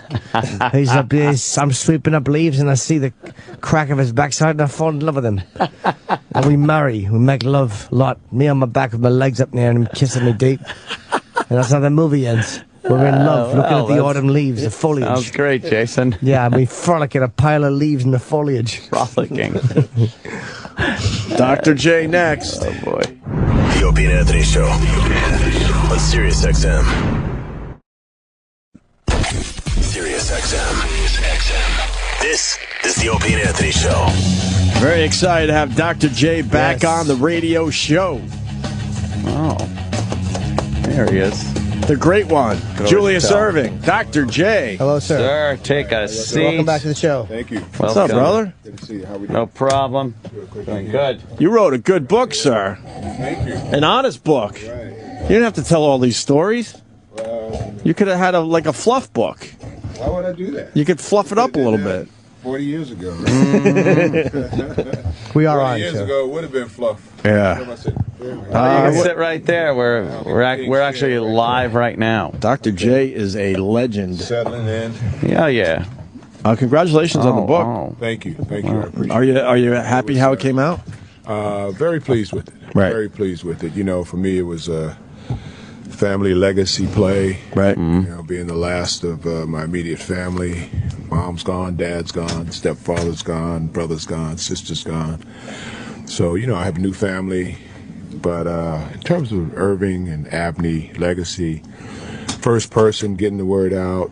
You wrote your to own the book. world as well as for the family. Right. To hear it from me while I'm here. Right. You wrote in the first person. I kind of like the style a lot. So It was very sad, the part where you talk about, I mean, there's been a lot of deaths that you dealt with, but, you know, I wasn't going to mention, but you just mentioned your brothers. It was really, really sad to read that, because the way you know, it's like I didn't know them, but you build up these people from, you know, the stories in the book, and you get somewhat attached to them, and then you read a chapter, and you're like, no, all right, he's all right, and then the next chapter, it's but it really was a really well-written, sad moment. Yeah, the roller coaster ride of, you know, the highs associated with sports success, academic success, and you know, I guess success in terms of personal relationships and non-successes. But you know, what the public pretty much knows about mostly is,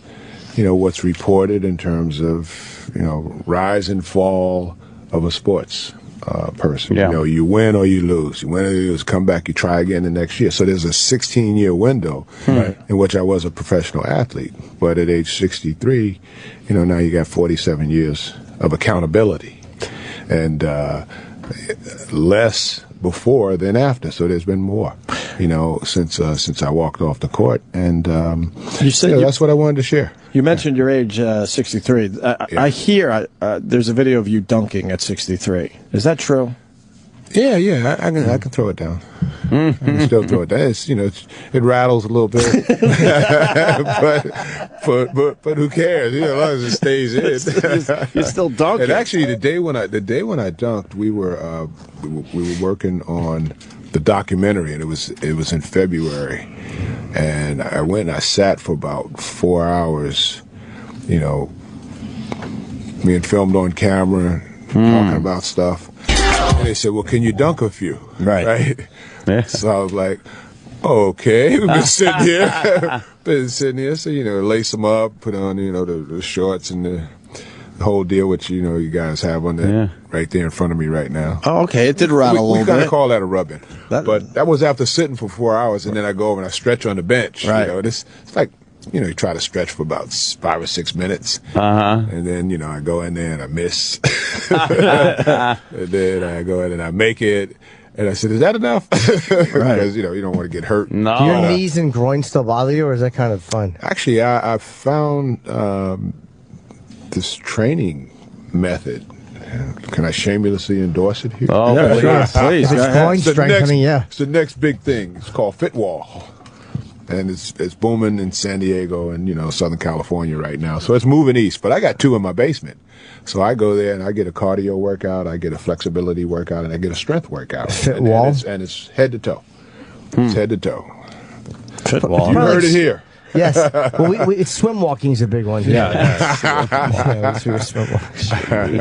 And Dr. J obviously made the slam dunk, you know, popular. People really weren't dunking before you for whatever reason. Yeah, I always or it wasn't impressive when they did it. Duncan and Russell, you know, they're just going and getting over the rim and they didn't kind of laying it down, but nobody raring Tomahawk. back. Now Connie Hawkins was you're right. doing that. You know, he was there. It's like he'd go down the lane, and then I remember he had one of the greatest quotes of ever, because he said, they either got to lower the rim or raise the floor, because the hawk can't soar no more. And I said, I'm gonna have that day happen to me. Oh man! At some point, because, you know, once a year. What are you gonna do? The way you describe the dunking was amazing too. Like when you're going, like from the foul line or however many feet you're, it's the things you saw. Like you're like, and I noticed that he jumped, but his hand was coming back down, which meant that he was coming. Like you saw so much in that split second that you're up in the air and make a lot of decisions. It's not just jump up and throw the ball in. Yeah, there's a consciousness, and you know, when you're in the air, literally it's only a split second. Right. And but it could seem like more, you know, if you move the ball from left hand to right hand, or you know the way they do it now, the guys go behind their backs, they go under the legs, they do a whole lot of freaky stuff that we didn't do. But because I could palm the ball and Connie Hawkins could palm the ball and some other guys, you know, we would maneuver it around and make it very difficult for shot blockers. Jeez. But I used to always think, you know, it was attacking the basket. Just look for daylight, and if there was a head or a shoulder or a hand, there's no daylight there. So you go where that's not. Right. And you know, twisting and turning. Have fun with it. Some famous Dr. J shots where he's just twisting and turning in the air. Just amazing. The one thing I learned about reading your book was that you I always just thought you were Dr. J your entire basketball career, but you came out of nowhere. You almost didn't make it into the pros. Right? It's funny you should say that. I did not realize that. I thought you were like a superstar and everyone knew about you from a very early age, but that's not the truth here. There's so many assumptions, right? And I really came in the side door and caught a lot of people by surprise. That amazes me. And one of the things was, I guess, with UMass getting snubbed 2 years in which we won our conference, but we didn't have automatic bids to the NCAA tournament, and that was the bigger tournament, 32 teams, and there was 16 to the NIT. But we won our conference, we got recognized by the NIT, then we got eliminated in the first round, both years to the eventual champions, which were Marquette and North Carolina. Okay. And so it was easy to be overlooked. And even after my sophomore year, in which I was, you know, one of the nation's leading scorers and second in the nation in rebounding, they said, well, we want to get all the young players together, you know, in Colorado and get ready for the Olympics. So I was snubbed then as well. And my coach, Jack Lehman, who's no longer with us, he pushed hard, got me on the alternates list. A couple guys got hurt, so I go out as an alternate, and now I end up being the leading scorer and rebounder in the camp. And, you know, go on a nice tour of Russia, Poland, and Finland at age 20. Lead the team in scoring and rebounding. Didn't you say Russia was a real dump? Where you were in Poland? The courts were very inferior, you know, so as well as the food. I'm sure it's changed now. Yeah, but back then it kind of sucked. Finland was pretty cool. You know, it was bright and never got dark, and you know, it was a new experience for a bunch of young guys going over there and hanging out. But after Russia and Poland, man, it was so good to get back to it. You know, it was the proverbial, I got to kiss the sidewalk when I get home. Yeah. But even though you were a great player, you're being overlooked, and then, you know, a little luck there, or we wouldn't know you as Dr. J. Yeah, you know, I was the doctor in high school and through college. Me and my best buddy, you know, we coined nicknames, but it became Dr. J in Virginia. And you know, with Bob Travellini, who was the trainer, he came up with Dr. J, because they used to call the one of the other trainers was Doc, and then they had the team physician. He was Doc, so I couldn't just be Doc, so I had to be Dr. J. And they started promoting Charlie the Great Scott and Julius Dr. J. Erving. And Virginia Squires are coming to town. Watch out for these guys. Right.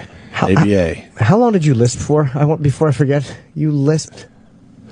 Oh, that was in my elementary school days. I lisped too. Yeah. Yeah. Okay.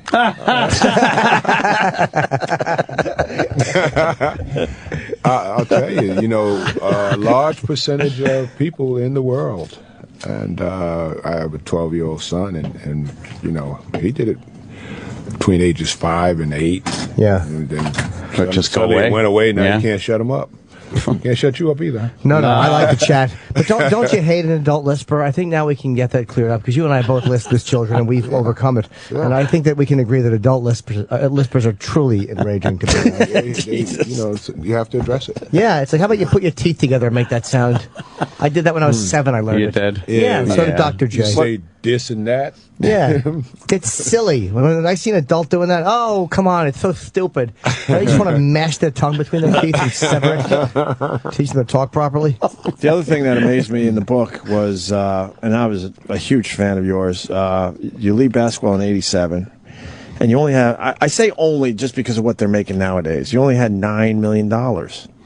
That amazes me. So you didn't really get a taste of the really, really big salaries, right? No, and I think there were, guys who never made an all-star team who got to $9 million very quick in the 90s. Yes. And guys only you never heard of. Only a few years later. Like, you missed it by 2 or 3 years where they were really making the monster contracts. Yeah, we thank David Stern for that. And obviously the players like myself and Kareem and others who were, the foundation for that platform, and Michael, of course, with the endorsements and the globalization of the sport. It all happened very quickly. I hate to say that we missed the boat because, there are things that influence your life, and obviously your economics are one of those things. So in terms of working hard and supporting your family and taking on new challenges and finding ways to get it done afterwards, if I quit basketball in 1987 and I said, well, I'm set for the rest of my life, I don't think I would be the individual that I am today. So by being very conscious of not being set for my life, right. Work ethic was still there and taking on new challenges, trying different things. I became a Coca-Cola bottler for one thing, and went on some public company and private company boards, and just began to expand my business horizon. And through good fortune, I've been able to almost get there, where a lot of things are taken care of. I can't say, we're taken care of for the rest of our lives because, I think the more you make, the more you spend. But you lost, my follow-up is you lost a lot of the money. You had the $9 million and then a few bad investments, then it really kind of dropped you down a bit for a while, huh? Well, I don't think you should get locked in on that number. I've had a net worth 20 plus. And, there you go. So I've been there and had setbacks, climbed back, and it's a roller coaster ride just like life. Did you really give away between $6 and $10 million to people who come to you for help or whatever? Absolutely. Wow. Absolutely. With no form of repayment or no desire to get paid back, or were there a lot of loans that just never? I didn't say there was no desire to get paid back. Okay. There's a thing. I didn't say that. The desire is there. There's a thing when you make a lot of money.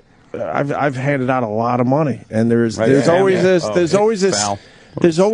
I don't know, understanding on their part that you have so much money, of course you don't want it back. So there's not even even a thought of, look, if I'll try to pay you back someday. Yeah, the problem is when you guys are walking down the street and they cross the street to avoid you. Oh man, that becomes a problem because there are a lot of friendships that have been lost. Yeah, over loans and. What's the biggest hunk someone had the balls to ask for? Not that you gave it to them, but what's the biggest hunk that you were like, you son of a bitch just asked me for this much that they didn't have the right to ask for? 6 figures. Which would be over 100,000. Yeah. Wow. I had someone in my family do the exact same thing. And then they couldn't understand why I didn't come up with it. I'm like, I don't know how much money you think I have, but I can't just throw 100,000 at you. And it wasn't a brother or sister, I want to make that clear. But someone that was in dire straits came to me and said they need 100 G's. I'm like, I'm not giving you 100 G's. I'll give you a couple thousand. Wow, someone that wasn't even family? Yeah. Family. And sometimes that's a little more extended. Sometimes that's the strategy. Right. Ask for a lot. Right. And then, you'll come up with a little something. Right. Negotiating. And they really get what they really want. Right. And then this person was very disappointed in me that I didn't do it. Yeah. I'm like, look, I got family and other responsibilities here. Yeah. I can't come up with there are that. other things. People fall from grace. They go to jail, they die. I've had, by living as long as I've had, there's probably 6 to 10 people on that list of people who borrowed money who can't get paid back because they're dead. Yeah. Right. Yeah, that's it. Won't see that money no more. That's like the ultimate test. Right. Nobody passes the ultimate test. That's right. Richard Pryor. Richard Pryor did that. Oh, I like you. That was, is it something I said? The ultimate test. Yeah. Yeah, Jimmy's a huge Richard Pryor fan. I actually wrote that question down because you talked about Pryor in your that you were friends with him and yes. No, I met him. We were acquaintances. You didn't hang out. Okay. Yeah, we never had that tight friendship. What did he ask you to hold? Nothing. You never hold anything for Richard Pryor. No, what did he the question was, what did he ask you to hold? Like in the bag. We know you didn't do it. What did he ask you to hold? Yeah. In the bag? Yeah. That's part of one of his jokes. He always had, something in the bag, and you should never hold a bag if Richard Pryor asks you to hold it. Oh, okay. There'd be drugs in it. Right. Yeah. It's kind of like an old one. Was he nice to you? Absolutely. I mean, when, I've had special relationships and multiple relationships with entertainers, and the entertainers all want to be athletes, and the athletes all want to be entertainers. My renditions of people's songs and monologues and stuff like that is, best kept in the shower, right. Kept in tight quarters. Although with who was it? When Kareem Abdul-Jabbar had his roast, and he had George Lopez there, and I did a little version of a stand-up as a way of roasting Kareem, and George gave me a high five on that one. He says, "Oh man, I'm glad to be a witness to your first stand-up. I loved it." Bam! So I was like, oh, that might be validation. Was it nice to roast him? Oh, I had to roast him, man. I've been in the shadow for a lot of years, from even though he was 2 years ahead of me, coming out of New York, being a New York, ball player, flying under the radar. But you're really under the radar when you got Lou Alcindor and Kareem Abdul-Jabbar on the radar. So I think I was probably runner-up 3 or 4 times in the NBA for MVP, second to him. Being in the shadow, so it was good to roast him. Can you explain what led? Because you talk about it in the book. You were seeing you would have this female, I think her name was Samantha, sports writer, would come and from Philly. Yeah, and can you explain how she got pregnant? 'Cause that's one of my favorite stories that anyone's ever told about anything. What did you read? That normally she would just come and give you oral sex, but this time she got braces. So you couldn't have oral sex because she had metal in her mouth. So you had sex that one time, and she got pregnant. When you say metal in her mouth, what do you mean? Oh, braces. Oh, I didn't say she had metal in her mouth, did I? You said some type of tin or something that wasn't conducive with oral sex. Well, you said I forget. you named it as metal or something in the mouth. I think I named it for what it was. I mean, she had braces. Yeah, but there was another word used for it. I don't remember what it was. Yeah, I can't remember. But you said something. It was orthodontia. It just says orthodontia to straighten her teeth. There you go. Orthodontia. That night and that night only, they had intercourse. Oh, okay. Maybe you did say it was something else. It was describing something unpleasant. Very high level when you say orthodontia. That's right. Yeah, it is nicer than metal in the mouth. Well, so is that true? I mean, is that? Yeah. I mean, the book is factual. So it's based on fact, as I recall it. There's no disputing from my standpoint, and this is a first-person book. So I think that's when it happened. It certainly wasn't Planned Parenthood. Right. Yeah, you were married at the time, and then you got the letter that Yeah, and I was 30 years old. Yeah. So some things you look back on at 11. 21, 31, 41. You look back on, and if you had to do it over again, you probably would do it a little differently. But in that situation, the blessing in disguise is that beautiful young lady who has made a contribution to the world. A very talented tennis player. Came out of that relationship. But the arrangement you had, so your wife at the time basically said, look, you do everything that's right, make sure you pay child support or whatever, but she didn't want you to really have any contact with Samantha at the time. Yeah. Do you have some regrets? It became a East Coast, West Coast. Right. Because Samantha moved to San Diego. And so that in itself, geography was going to lessen the contact. And I saw her several times while she was growing up. Did she know you were her dad all along? Yeah, she knew. I mean, I met her within the first 5 years of her life. Oh, okay. So she. I always thought that she didn't know until later on. Right. No, we met in the first 5 years of her life. In terms of the later meeting, I mean, it was after she was 16. Okay. Obviously we became public when she was 18. Right. 19, actually. But privately she knew.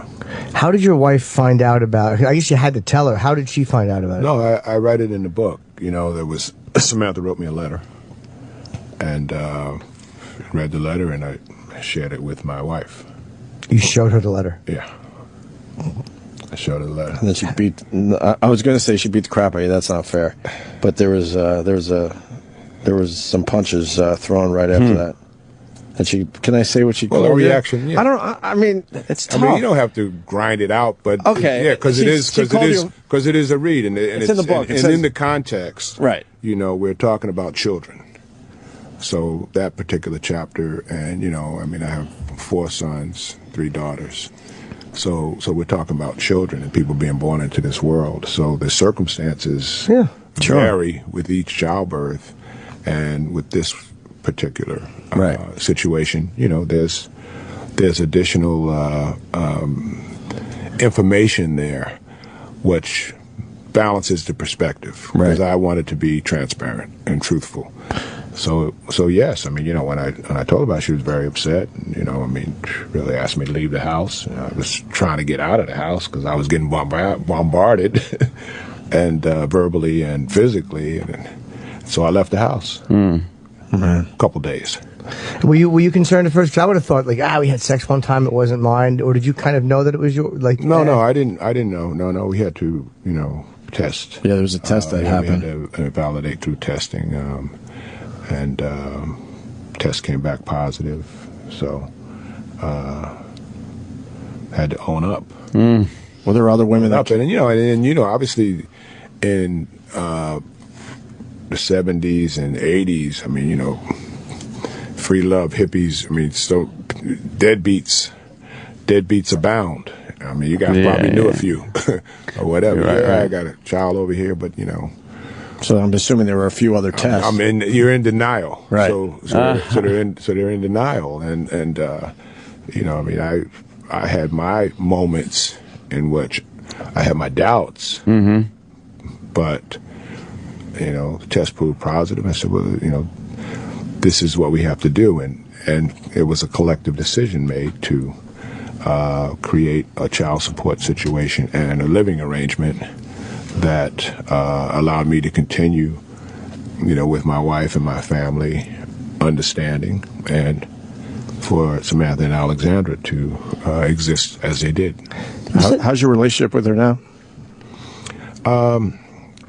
I wouldn't say it's the best, and the book hasn't made it any better. The book hasn't made it any better, but these are part of the challenges in life. So when and if, there will be a time in which I have to deal with the accountability associated with being a father, and I feel there's responsibility there, but there's also an understanding that at age 32 she's an adult, and at 63 I'm an adult, so we have to communicate with each other as adult to adult.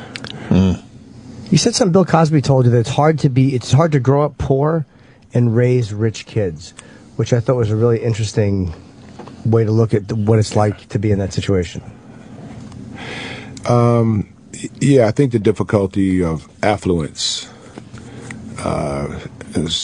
personifies itself because you have so many choices, that you didn't have. I went to Prospect Elementary School because it was the local school, and I walked, and probably, seemed like 3 miles. It was probably a mile, especially when it was cold and wintry, and growing up in Long Island, put your coats on, bundle up, and you got to go to school, and you got to try to be there on time. And then within that system, you start saying, well, I never want to be late. I never want to be absent. I want to be one of those kids, that has never late, never absent. So, my kids really didn't have to deal with that. They got chauffeured to school.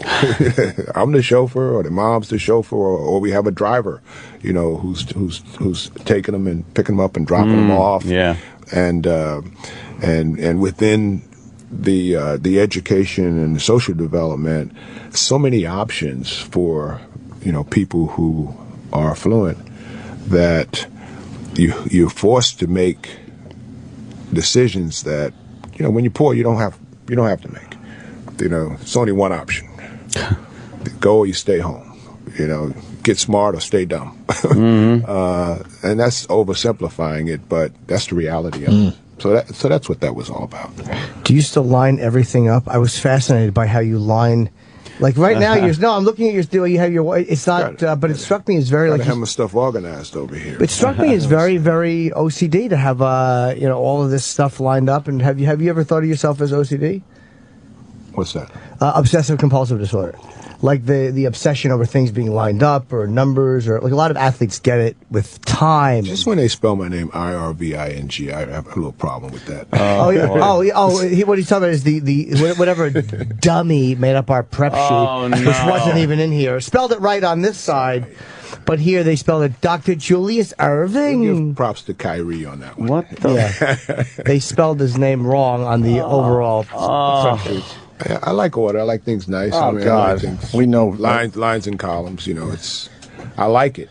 But athletes, I'm probably not sick because of it, but I like it. I prefer order versus disorder. I don't think it's a surprise because athletes have their routine, right? You probably had a nice routine, game day, and everything had to be just right. No question. John Wooden's 10 Principles, Pat Riley, Pyramid of Success. All of those things ring true in terms of being more successful, and you try to, I guess, include anything that's going to give you a bit of an advantage.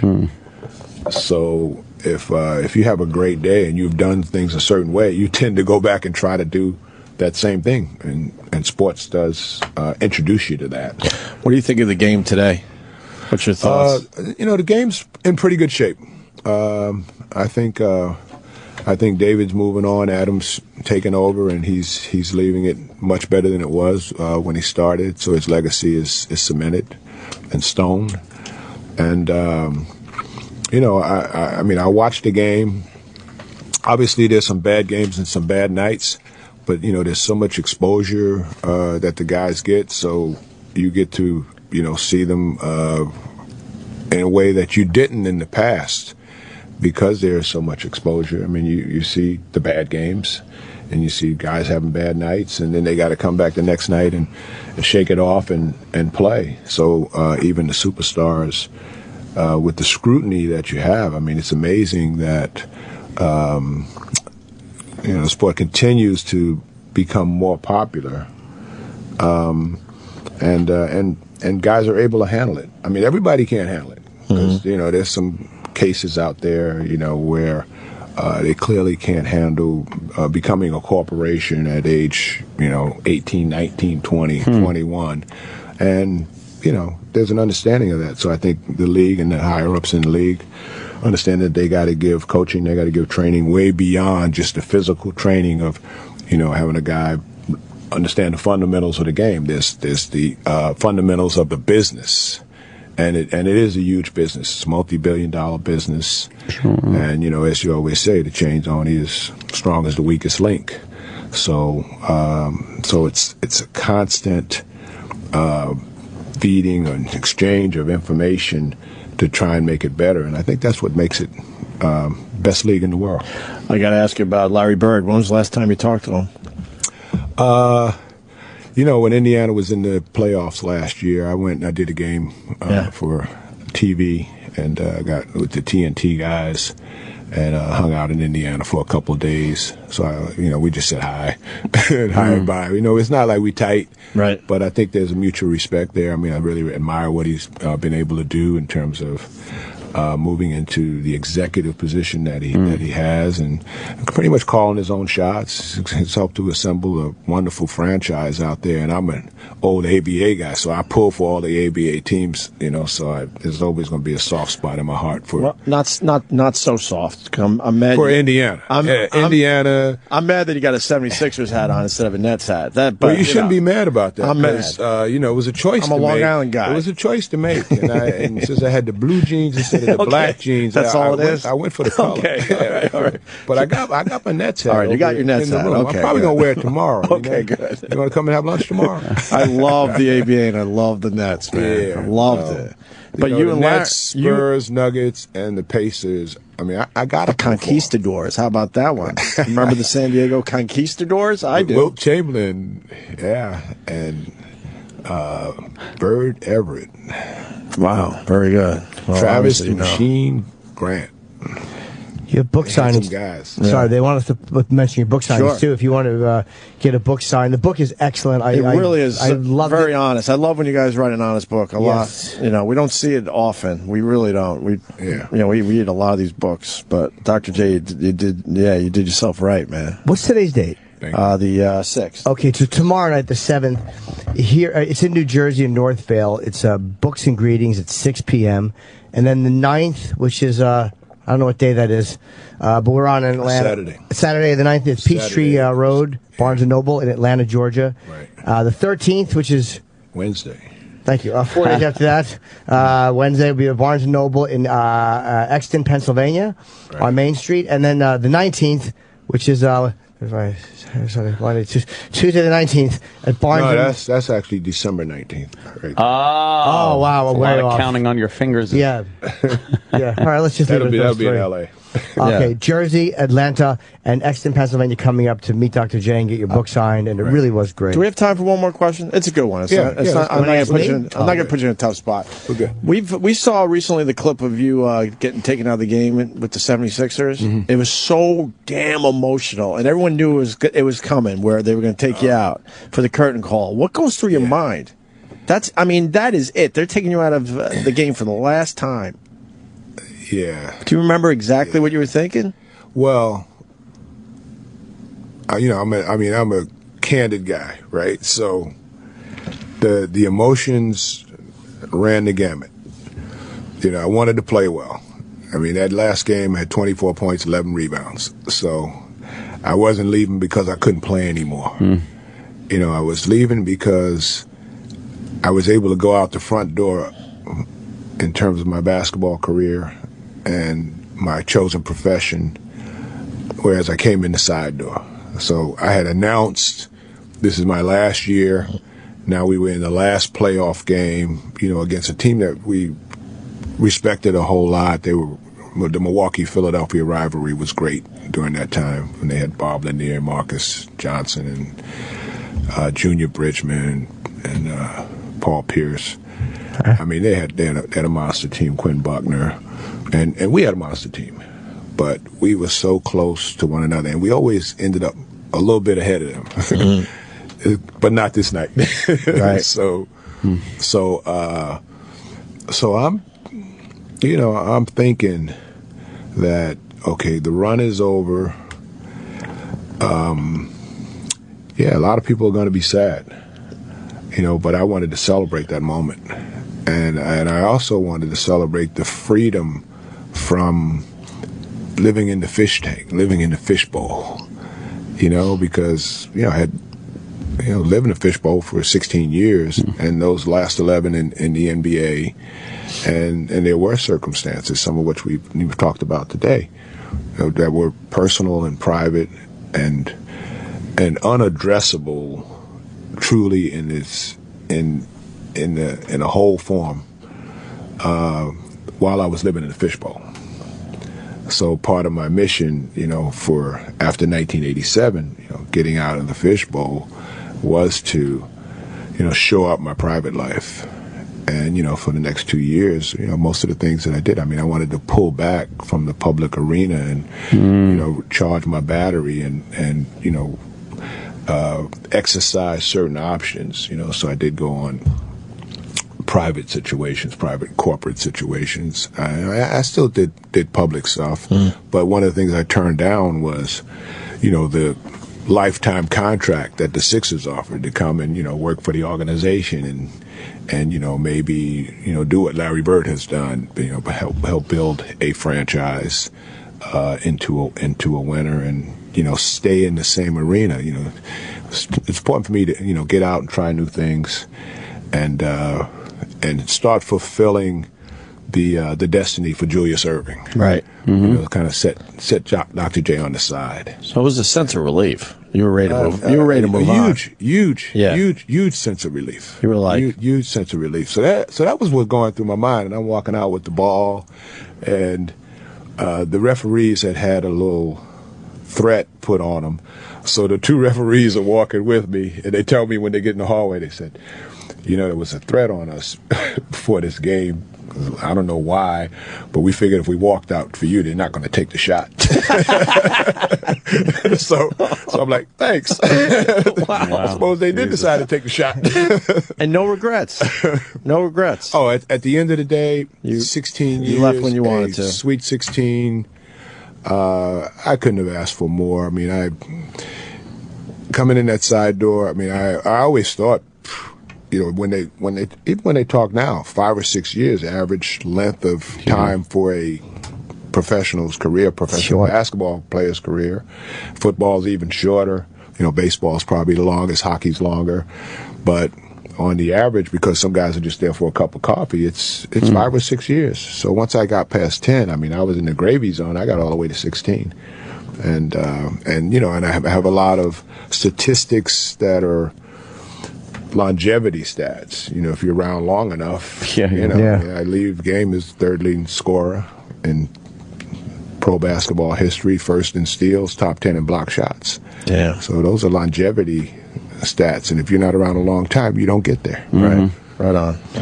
They're saying you he has to go, yep. But thank you very much, and love the book. Really did. Loved it. I appreciate that. Absolutely, Dr. Dr. Appreciate J. the need and the time to talk to you about it. Come back and see us, man. Okay, we'll do. All right, Dr. J, everyone. I don't know if we could break because we got Jason Statham outside. Oh, we do, don't we? Want to do a quick break? Real quick, E-Rock. Yeah, we can do 2 minutes. All right. The Opie and Anthony Show, Sirius XM. And now back to the Opie and Anthony Show on Sirius XM. We're back. Opie is dropping a quick deuce. Oh, is he? He actually started shitting into his hand as he was walking down the hallway so he could be ready. Let's just bring Jason in. Yes. There he is. Jason Statham. Hey, Jason, how you been? Yeah, lads. What's up, man? You well? Good. Yourself? Good. I'm all here, yeah? Yeah. Oh, yeah. You smell good again. The usual seat. Okay. All right, Jason's in Homefront. Looks pretty badass, actually. Did I give you the DVD or anything? No, I've seen trailer, though. Yeah. Oh, you have? Yeah. You look like you're fighting a meth kingpin. That's right. This time. Yeah. This one, now you're kicking his ass. He gets a share, yeah. And it's like you got to protect your family. Family's first. Right. Yeah. I like, you know what? It's always tough. You play those video games where you got to kind of protect someone else in the video game. It's the biggest pain in the ass. I like just barreling in, shooting and stuff. But now you got to protect somebody. That's not normally you. Well, it is. You're normally one person or something. Maybe in the trunk of the car you got to protect. But very distracting. For the most part, yeah, you're taking care of yourself. Yeah. It's better, the selfish way. Right, the selfish way. But now you got the family. Big pain in the ass? Proper, yeah. I want too much time. Yeah. Run and gun. I like the run and gun. I want to see you come in one time and promote a movie about a guy who opens a greenhouse and develops a love with the flowers. and a gentleman friend comes in and they become roommates. Oh, my God. That would be great. Every day I come in with a hose, just sprinkle it. Yes, and he compliments irrigation. Irrigator. How the flowers are growing. Do you ever have the urge to kind of break out and do a role that's completely not you? Something like that. Not you, Jimmy. Something like the old leading man rom-com thing. I'd look such an idiot trying that. Do you think? I mean, like I said, I don't really, I don't have any sort of traditional experience in acting. So, I mean, right. I'm just winging it anyway. I mean, so to try and do something ways away from, what I'm doing right now might be a bit of a huge mistake. You complete me, you twat.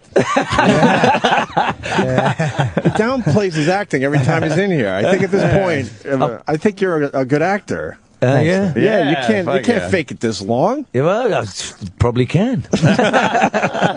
Living proof, right? Me old chap. No, because it's kind of a subdued thing until you start kicking ass. Mm-hmm. Yeah, I mean, it's a great script. This was written by Sylvester Stallone. Oh, right, yeah. For himself. It was going to be the last installment of Rambo. No kidding. Jeez. And he wrote it in 2008, and it's an adaptation of a book written by Chuck Logan. And he just thought it was going to be great for him to be the last chapter of Rambo. But, things changed. We started to write the Expendables. He did another Rocky instead. Right. So a lot of things got in the way of him doing this movie. So it was there on the shelf gathering dust, and it was a really great script.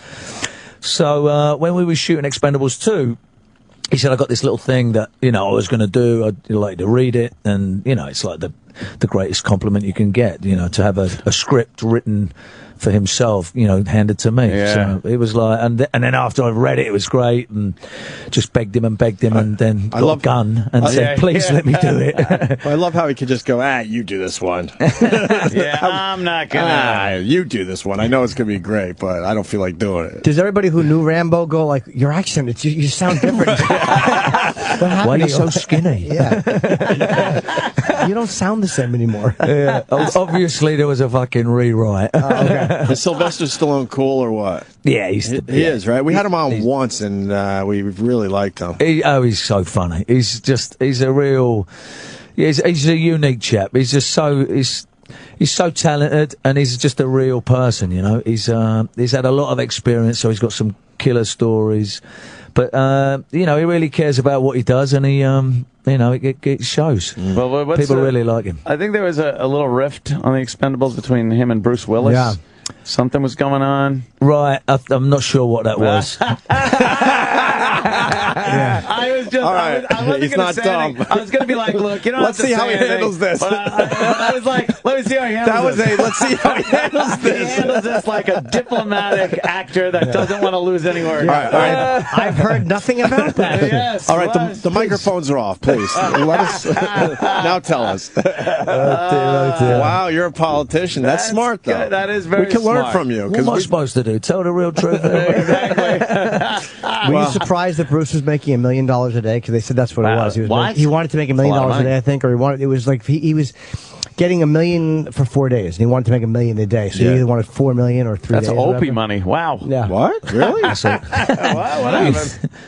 keep you stocked up in baked beans for quite a while. That's it, right? It certainly would. Yeah, but he doesn't know. He wasn't around that day. I wasn't around that day. No one talked about it. I was watching the football. Right, see?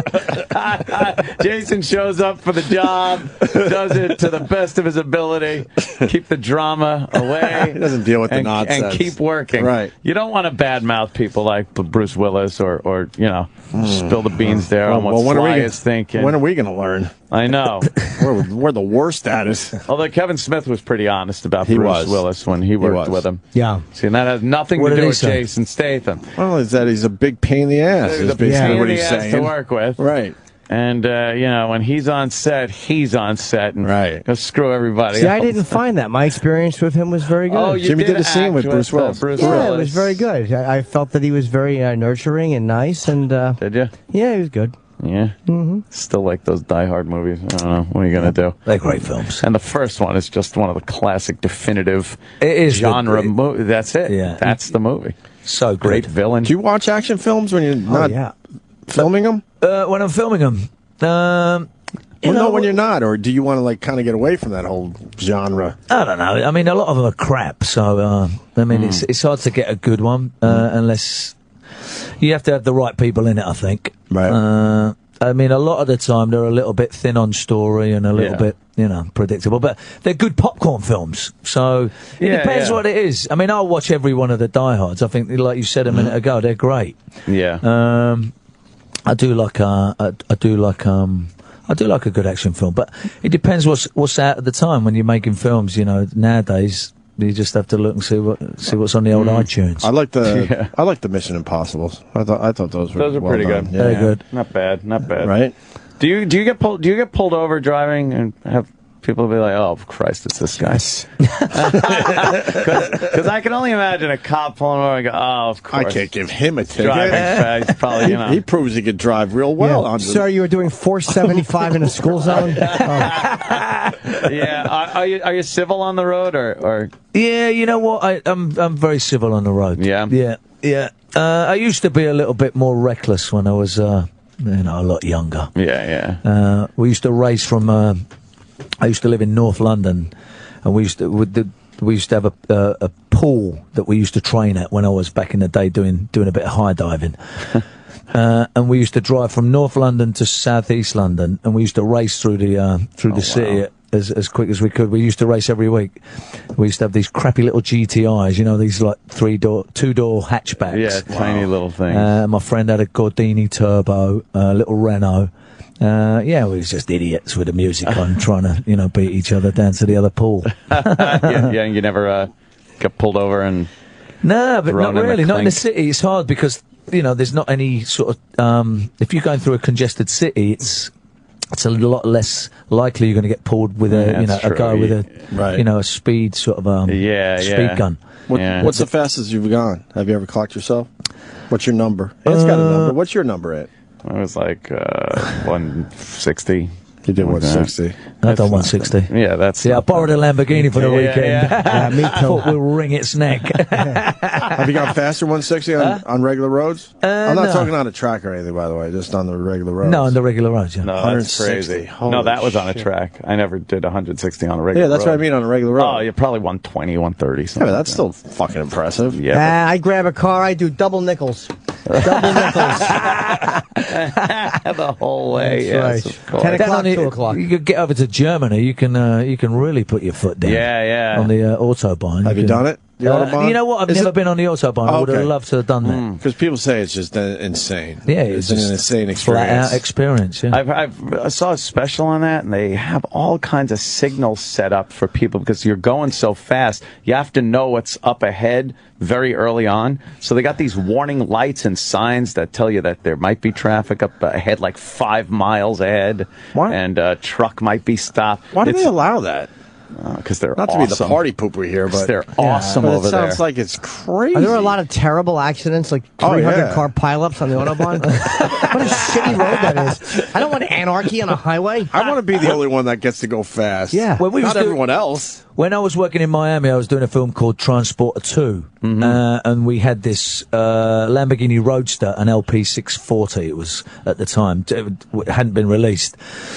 And we basically had the cops close off, what was it, sort of 3-4 miles on this like built-up area in a 30-mile-an-hour limit zone. Wow. And they just, like, all the intersections, they just closed them off with the cars. And we did this rip-roaring sort of one take down through these, this built-up area. And I think at the time I had Pierre Morel, who was actually the guy that directed Taken at the time. He was just a cameraman, and he was in the passenger seat, and it was me driving. And I think we hit about a ton 30 in a 30-mile-an-hour limit zone. We was flying. It was a great thrill. Yeah, because you get the sensation of the trees and everything flying by. Very close to you. Right. Yeah. At least everything's closed off to you. Don't have to worry about someone zipping through the Just hoping all those guys are paying attention. The ones closing off the roads. Yeah. Do you say a ton 30? Yeah. Oh, I never heard that before. 130. Oh, yeah. I just never heard of a ton 30. That's kind of cool. I like that. Why don't you start using it with your accent, Jimmy? Ton 30. Jimmy has an accent that comes out every once in a while. Occasionally does, when I'm Especially if nervous. Ozzy's here. When Ozzy's here, he goes into a little thing. A little British thing. That's fantastic. Yeah. Who's in the movie with you? I see... James Franco. Right. James Franco's the bad guy. He's the bad guy. He plays he's like a meth sort of kingpin. He's like this drug lord. Basically, I'm in this small sort of... hillbilly sort of time, it's supposed to be this picturesque sort of area where I'm taking my daughter to live, for this, riding horses. Right, it's and, always doing all the this. way. Yeah, and behind this beauty lurks this, nasty sort of sinister crap that's going on with drugs. And But why do you have to get involved? Yeah, I was just going to say, why couldn't you just let him do his thing? Why not just move? And you ride your horses with your daughter. Why do you guys always got to get involved? Well, what happens is that my little daughter gets pushed around by the school bully. Okay. And he's a bit of a big chap, and she, obviously being my daughter, has been taught a few things. She knows how to take care of She knows herself. how to handle herself. Yeah. So she takes care of him in the necessary way, and then it starts a little bit of a feud from the dad, the parents, and then it all gets a little bit out of hand, and they start pushing around her, obviously. Now it makes sense. Wow, God. Of course. Just say, look, I'm sorry my daughter kicked your son's ass. Right. Let's go have a few beers and talk this over. Just want to ride horses and be nice. No need to get the meth kingpin involved. Exactly. No need for us to be shooting at each other over a schoolyard tussle. Let cooler heads prevail. Exactly. And Winona Ryder's in there. Winona Ryder's in it. She's great. Kate Bosworth does a terrific job. She's does a brilliant performance. She plays this tweaker. She's all fucked up. She's all fucked up. Does that mean she's zooted? Zooted. That is? She gets high? Zooted. She's on the mollies. Yeah. She's on the meth. Right. And, who else is in it? A really great little girl called Isabella, who just blew everybody away with a great audition. Clancy Brown's in it. Clancy Brown. Did you ever see The Highlander?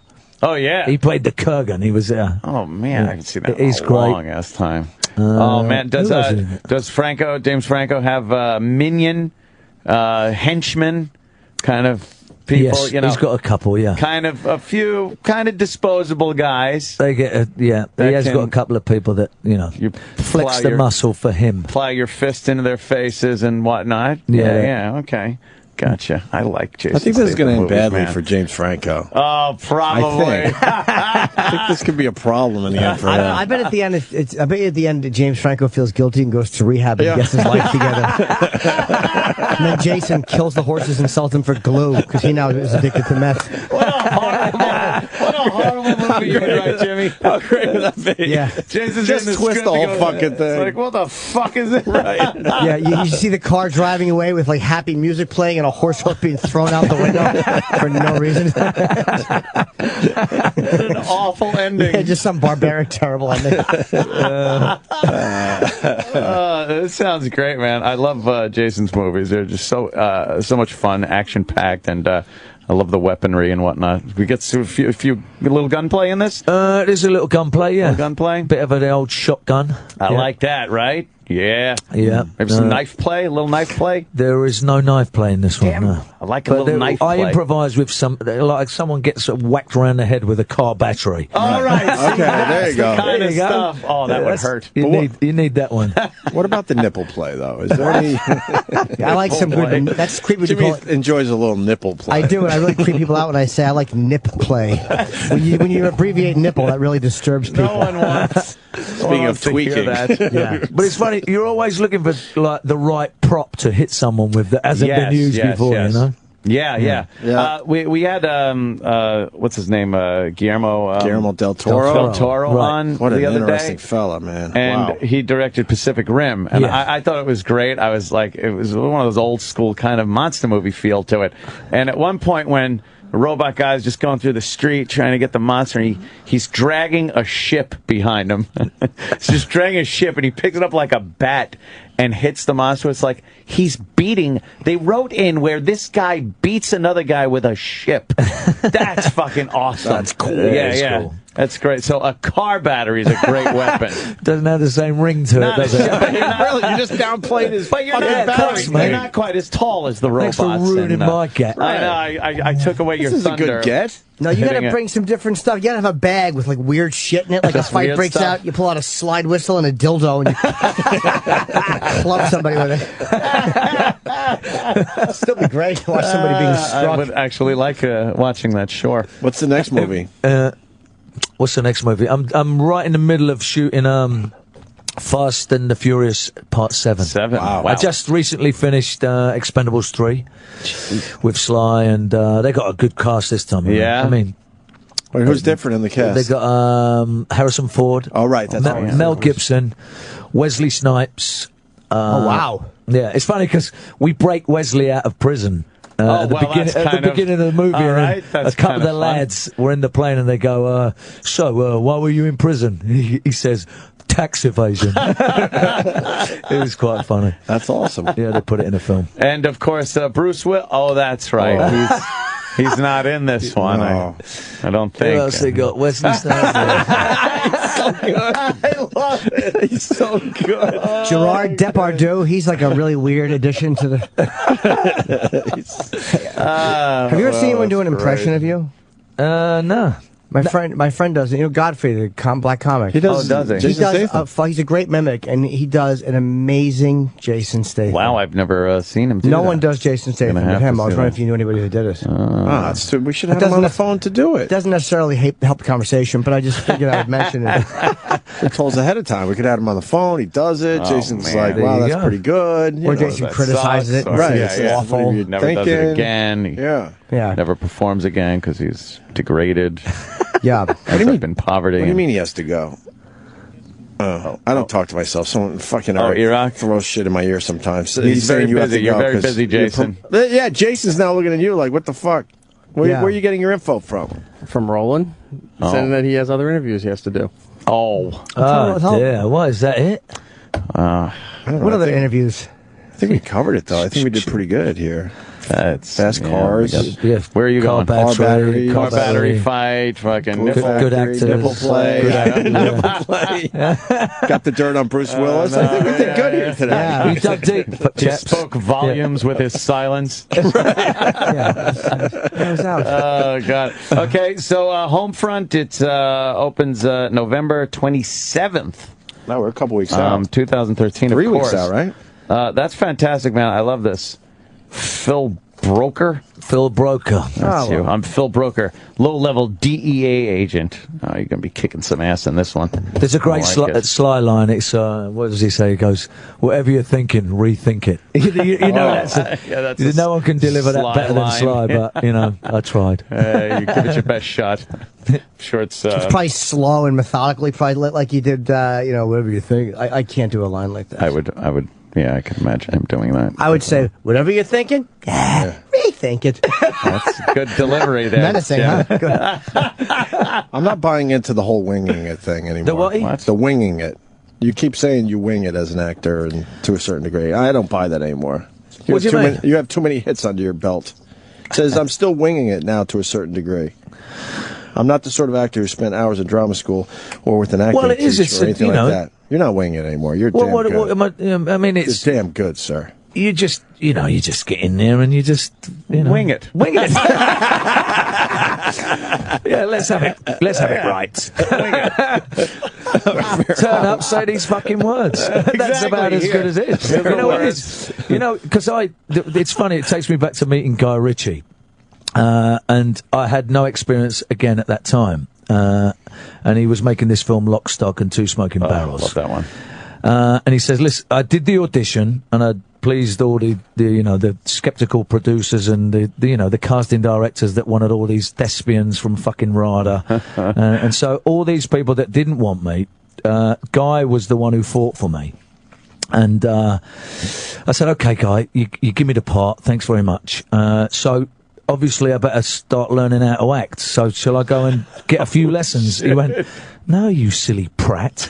Just turn up and say the fucking words." Turn up and say the words. That was it. Fucking words. He said, "You don't need any. That stuff's no good to you." Just because you don't want to be too polished. You'll probably overthink it, right? Through every actor that was probably appropriate for his movie. Right, Just there you go. applied that same technique to everything I've ever done, which is probably not the smartest thing. That's why Jason's not playing Macbeth. Correct. No, it's still hard to do. It's not easy just to turn up and say the fucking natural. words. Believe me, it's a lot harder than it looks. And you found the formula, man. Why fucking why fucking mess with that? What the hell? Who's this? All right, I guess we're here tomorrow. I have my advice show coming up next. Oh, yeah. Right, Jim Norton continues today. Advice. Yeah, I give really good advice. You got a question? You're like an agony aunt. Yeah, an agony aunt. That's what we call them. Yeah, it's like, an Ann Landers or something. Yeah, my favorite. He just insulted you. No, but he's not wrong. He's not wrong. Oh, just do the best you can. I'm sure you're trying. An agony aunt. Yeah, I'm an agony aunt. I gotta remember that. That's hilarious. Jason, you got a question? Because Jimmy couldn't fucking work with you here. You got any advice you need? Any help? Any help? Anything? Very good. What do you got? Give us a personal issues. Sure, I'm good with relationships, sexual any issues, type of addiction, sexual behavior, addiction, drugs, alcohol. Big fan of the cuckold thing. Yeah, I'm very good. What kind of punters call in? What's that? What kind of people are calling in? Oh, the best people, good people, people that need. Do you people select your victims? No. Whoever wants to call and ask a question, I answer it. Yep. It's a lot of... See how genuine I am? Yeah, it's a lot of different subjects, but you'll get people that, will say, I have this urge to watch my wife having sex with another man. How can I make that happen? That's right. And then you'll get other ones where, the guy's on drugs, and you try to hook them together. Get the drug guy with the wife. Absolutely. And I take them in order of big tit size. That's how to ask your question. So stay tuned for E-Rock to call first. I'm kidding, E-Rock. We haven't even said anything about you. Jason's movie is called, it is Homefront, and it is out on November the 27th. Yes. And, Jason's just an movies animal. are great. Jason's a lot of fun having the show. Thanks again for coming in. Good luck on the rest of your interviews for your day. Thank you, gents. They're not going to be as good as this one. Man. You know that. So that'll be awful. Just deal with it. You'll get through it. Relax. You'll be all right. Yeah. Good talking to you. And make sure, make sure Sabian knows we did 7 extra minutes today. 7 extra minutes of radio today. 7, wow. See you guys tomorrow. Take it easy. Opie and Anthony have left the building. But Jim Norton is not going anywhere. If you have problems and a phone, it's your lucky day. The Jim Norton Show is next. Hey, the Jim Norton Show is just moments away. Connect with Jim right now and get on the air. 866-WOW-1-WOW. That's 866-969-1969. Call immediately. The Jim Norton Show is next on the Opie and Anthony channel. The Jim Norton Show is next, and he's now ready to deal with your bullshit. Call the Jim Norton Show now, and he'll help you out. That's 866-969-1969. 866-WOW-1-WOW. The Jim Norton Show is next on the Opie and Anthony channel. Jim Norton is a moderately successful comedian, an average author, and a terrible actor. And your chance to speak directly with him has arrived. Call 866-969-1969. The phone lines are open, and the Jim Norton Show starts now. My first advice show in a couple of weeks due to traveling, and I'm blowing my nose like a fucking coke addict. I will be making up the ones I missed, too, so I appreciate those of you that listen and give a shit. Very tired. I came back from L.A. on the red eye. Just had a very, very uneventful trip, except for the Leno. I was happy with the Leno segment. But, supposed to have a meeting, and it got fucking just blown off last minute. All this shit that happens is just, it's as frustrating in my business as it is in any of yours, And I love what I do. I'm very lucky, and it's very easy compared to what a lot of you do, physically at least, I don't have to break my back or drive a forklift or any of the crap which I've done. So, whatever, I'm not going to bitch too much, but a couple of quick upcoming dates. I'm going to whore myself. 15th and 16th of this month, I will be in Albany at the Comedy Works.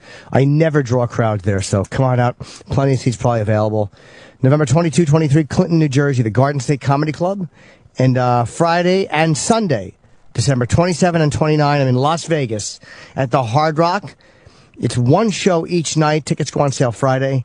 And then San Diego for New Year's Eve, the American Comedy Club. Tickets on sale Friday. Okay, let's go with Ed in Philly. Jimmy, how's it going? Hi, buddy.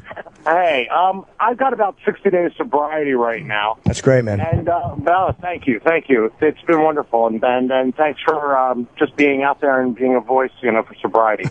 My libido has gone been shot to hell. It's total shit. Yeah. My wife is starting to get self-conscious about it. I mean, I'm still sexual with her, but I'm just not even feeling it. You're going through a major change. First of all, when I first got sober, I remember I said to my sponsor at the time, will I ever be able to laugh again? Because I used to do mescaline and laugh, and I didn't think I'd be able to laugh. You're going through a major change right now. So give yourself time. All that stuff will balance out, believe me. Yeah, I know. It's nice to be able to finally sleep, but everything else is just like, everything's going great except that area. And it's really starting to screw me up. It's like mentally, I guess I'm getting a little fixated on it. When I was drinking, I was sexually very impulsive and compulsive. Yeah. When I'm not drinking, the thought doesn't even enter my head. It's just like, man, what doesn't even seem appealing, and it's just, it is a bit of a head fuck, so, but thanks, Jimmy. I'm trying to hang on to it. Yes, you'll be okay, Ed. Don't get caught up in your head. Your body's going through a major change. Your psyche's going through a big change. Give yourself time to get it'll be a little screwy for a little while. It's okay. Your libido will come back, believe me. Your mind is just fucking all over the place right now, so you're coming out of an abusive relationship with yourself, so give yourself a little time, all right? Okay, one last question. Any advice on how I could explain this to the wife to where she's not taking it personally? Because at this point, it's starting to affect them. Well, sit down with her and tell her what I just told you. I'm coming out of I'm making a major life change. I'm all over the place. It has nothing to do with you. Okay. Well, thank you, Jimmy. You have a great one. Bye, buddy. Bye-bye. Eric in New York. I'm depressed at the thoughts of death and people dying all around me. Oh, I thought that was Iraq. Yes, Eric. Hey, Jimmy. I'm 19 years old, and it just really freaking bothers me that people just die around me. And, I just feel dead myself. It just depresses me every day. Well, why are you caught up in... It's amazing, and I have certain bouts of that. But when you think about it, death is the absolute guarantee for every person. It really is a big part of our existence. Why are you allowing yourself to be bogged down in thoughts of it? I'm only 19 years old. I've had two friends my age. One suicide recently, and another one in a car accident. And I was just wondering how you feel, how you take that, because I know you've had a lot of friends pass away. And I've had a lot kill themselves. I think I know at least 6 or 7 people have committed suicide, maybe more, counting sober people. And the way you handle it is you grieve. It never gets easy, but the process becomes more familiar. I can handle... Patrice's death was extraordinarily difficult. That was probably the hardest I've ever dealt with. But I know the process. I understand the crying and the grief.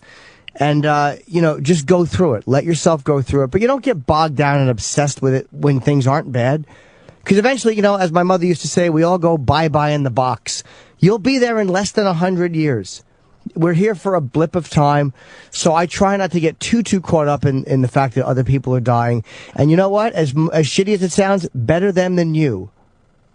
Better them than you. I think when George Harrison died, or when Roy Orbison died, I forget who it was. It might have been Tom Petty that tells the story, that when Roy Orbison died, George Harrison called him and said, "Aren't you glad it ain't you? As much as it sucks when people we care about die, better them than me." So, you outlived another one. Be grateful for that. Okay, thank you so much. All right, enjoy life, dude. I should take my own advice. Okay, let's... Bill in Boston. Fiance's last boyfriend was a hung black guy, and you feel insecure. Hi, Bill. Hey, Jimmy. Big fan.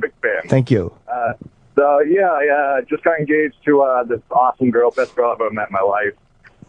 But I was looking through some of her pictures and just realized that her last boyfriend before me was a very big black man. And kind of noticed that, when we first started going out, she had a bunch of Magnum condoms in her drawer. Okay.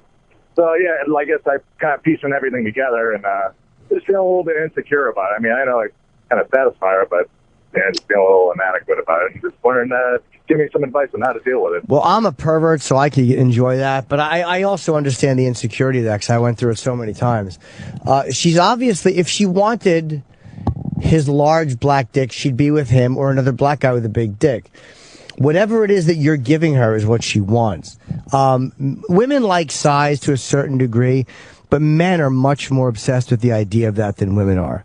It's almost like if you were dating somebody, how big are her breasts? What size tits does she have?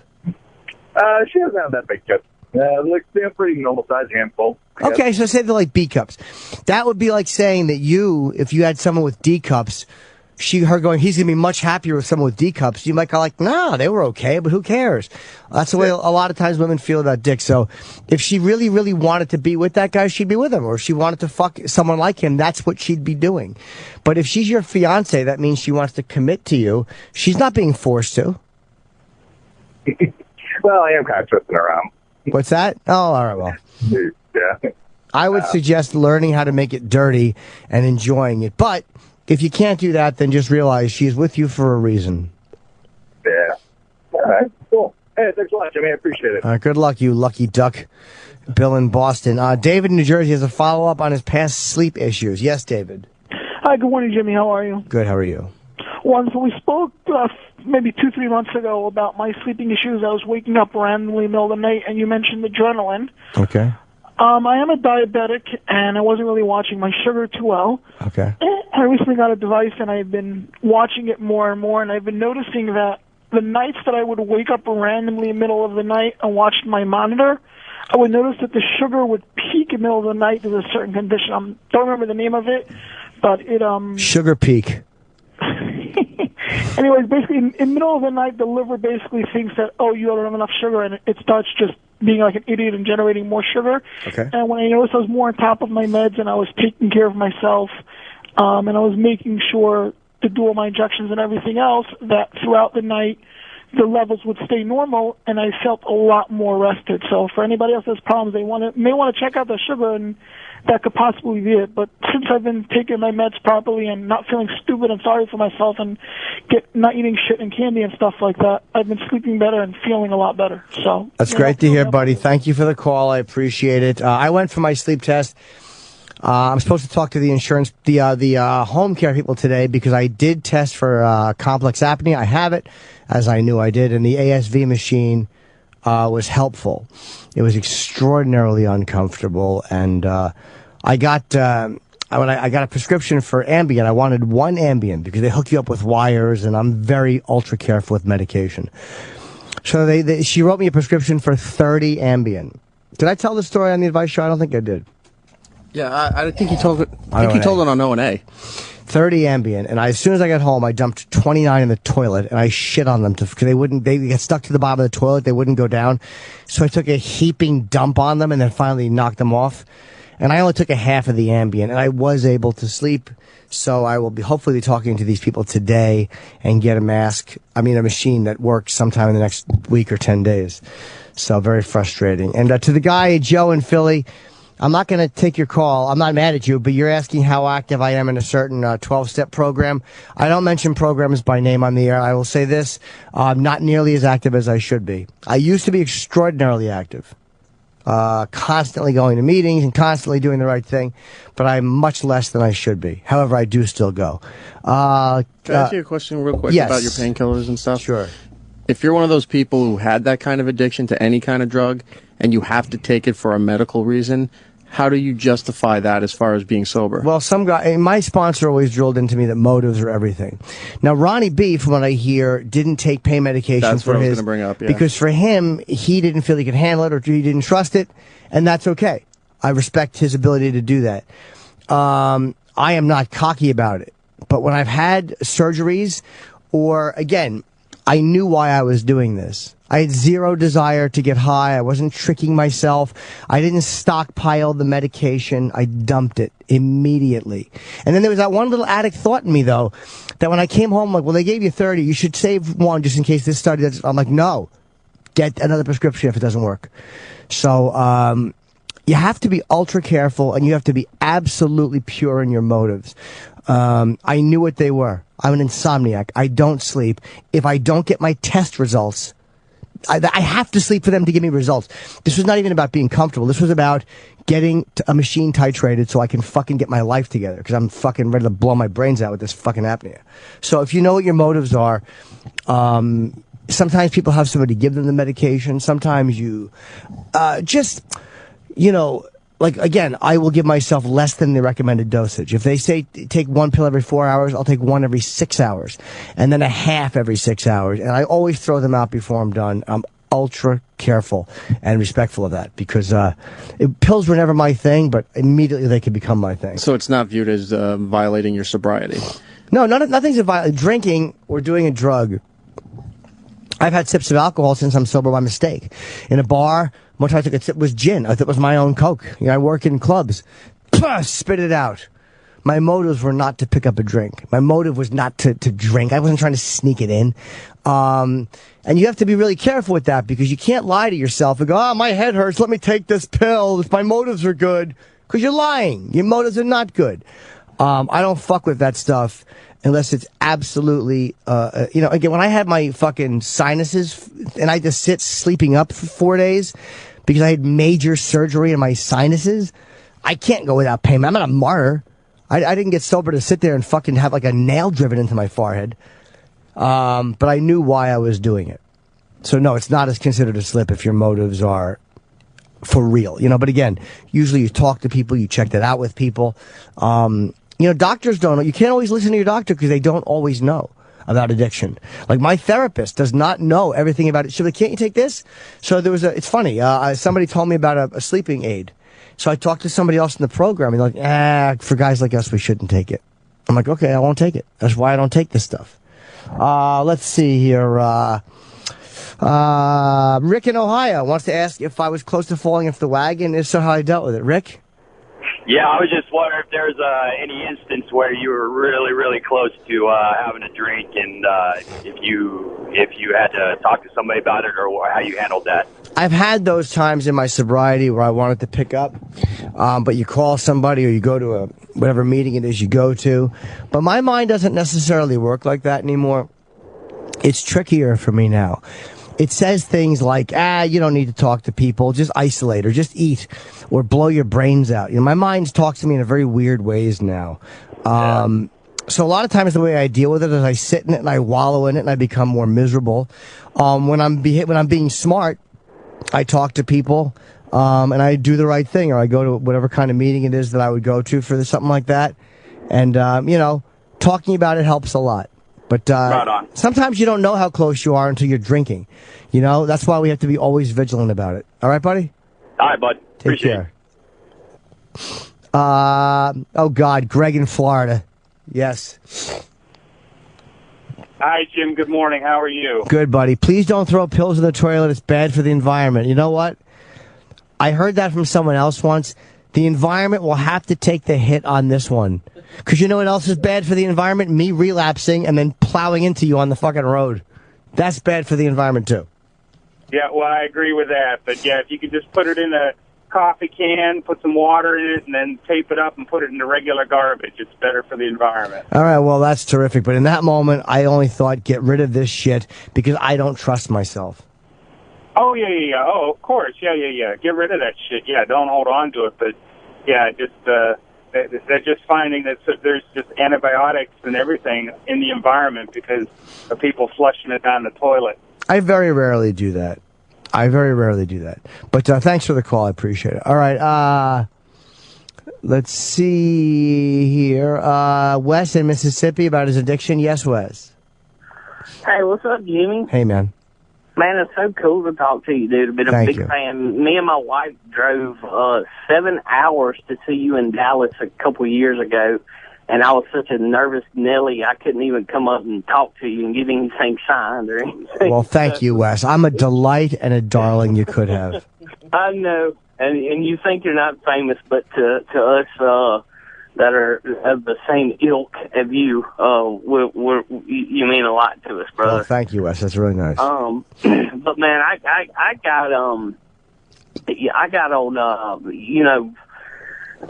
Jesus Christ, I'm stuttering. Panicking, Wes. Yeah, I know.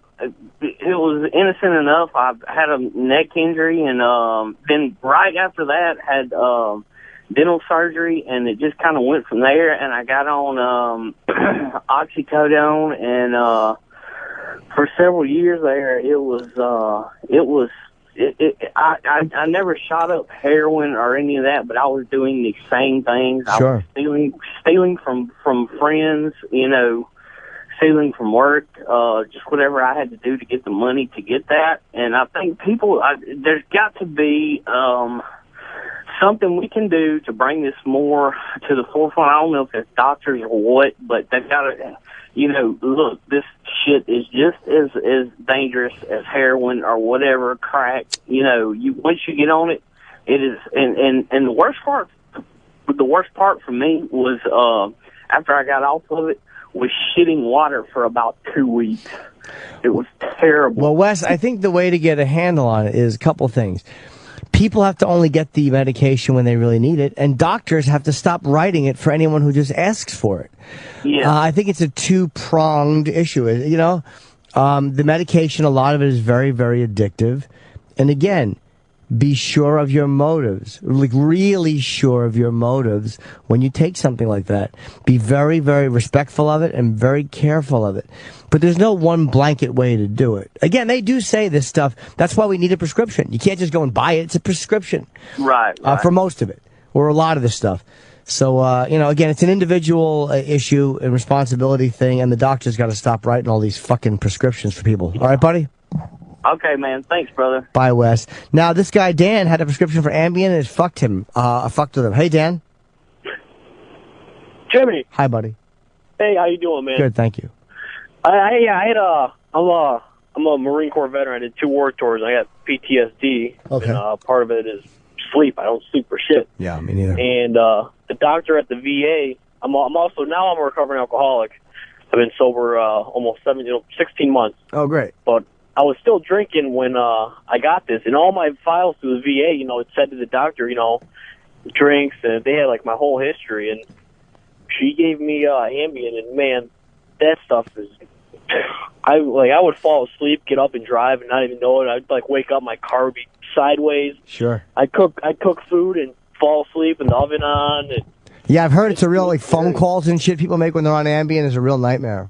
Yeah, but there are good, the doctor I have now at the VA, she, before I knew it, who would have thought she saw it as an addictive personality. Right. And I'm on a sleeping med now that's non-narcotic, and it works. I still don't sleep that great, but it works real good. What are you on? It's trazodone. Oh, see, that's the one I heard, and I heard that for people in recovery it can be a rough one. No, I had no issues with it. I know it's like I said, it's a non-narcotic, so that's why she prescribed it to me. Is it a sleep pill or is it for depression and one of the side effects of sleep? Correct. It's mostly used for depression, but it does help in cases with sleep, and so far it's working. But that's just a thought.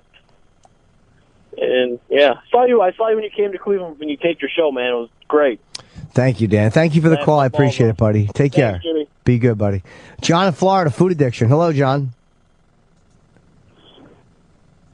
My question would be normally, I just can't go throughout certain days without thinking of certain foods. Like I always want to have candy or something like that. And I try to just stay off it, and I can do it for 2 or 3 months, but it constantly comes back. I have no idea. Maybe it's mental. Well, no, food is very hard. Lose the weight? Yeah. How did you lose the weight? I mean, I do regular exercise as it is, so. Well, you lose the weight. You can only do it today. And anything you do, you can only do today. So what happens is if you look at it like, I'm not going to eat this stuff forever, it's a really overwhelming thing. But on any given day, you cannot eat poorly. You know what I mean? So sometimes, with food, with anything else, you have to take an hour at a time or a day at a time. And, I would suggest, again, there's 12-step programs with food, which are supposed to be very good. It's a really hard one. I think it's the hardest because you have to eat to stay alive. So I would suggest that 12-step program with food, you mixed in with exercise or whatever, might be what you need. For me, I will occasionally eat what I shouldn't. I had a couple of bad, average eating days, not particularly great. But, I was in the gym 4 or 5 times last week with trainers, so I would suggest that too. All right. Thank you so much. Big fan, by the way. All right. Thank you, man. Good luck. Food addiction is very hard. Let's see. John in California, no trust in people and a self-destructive personality. How do you fix it? Hi, John. Hey, Jimmy. Nice talking with you, man. You too, buddy.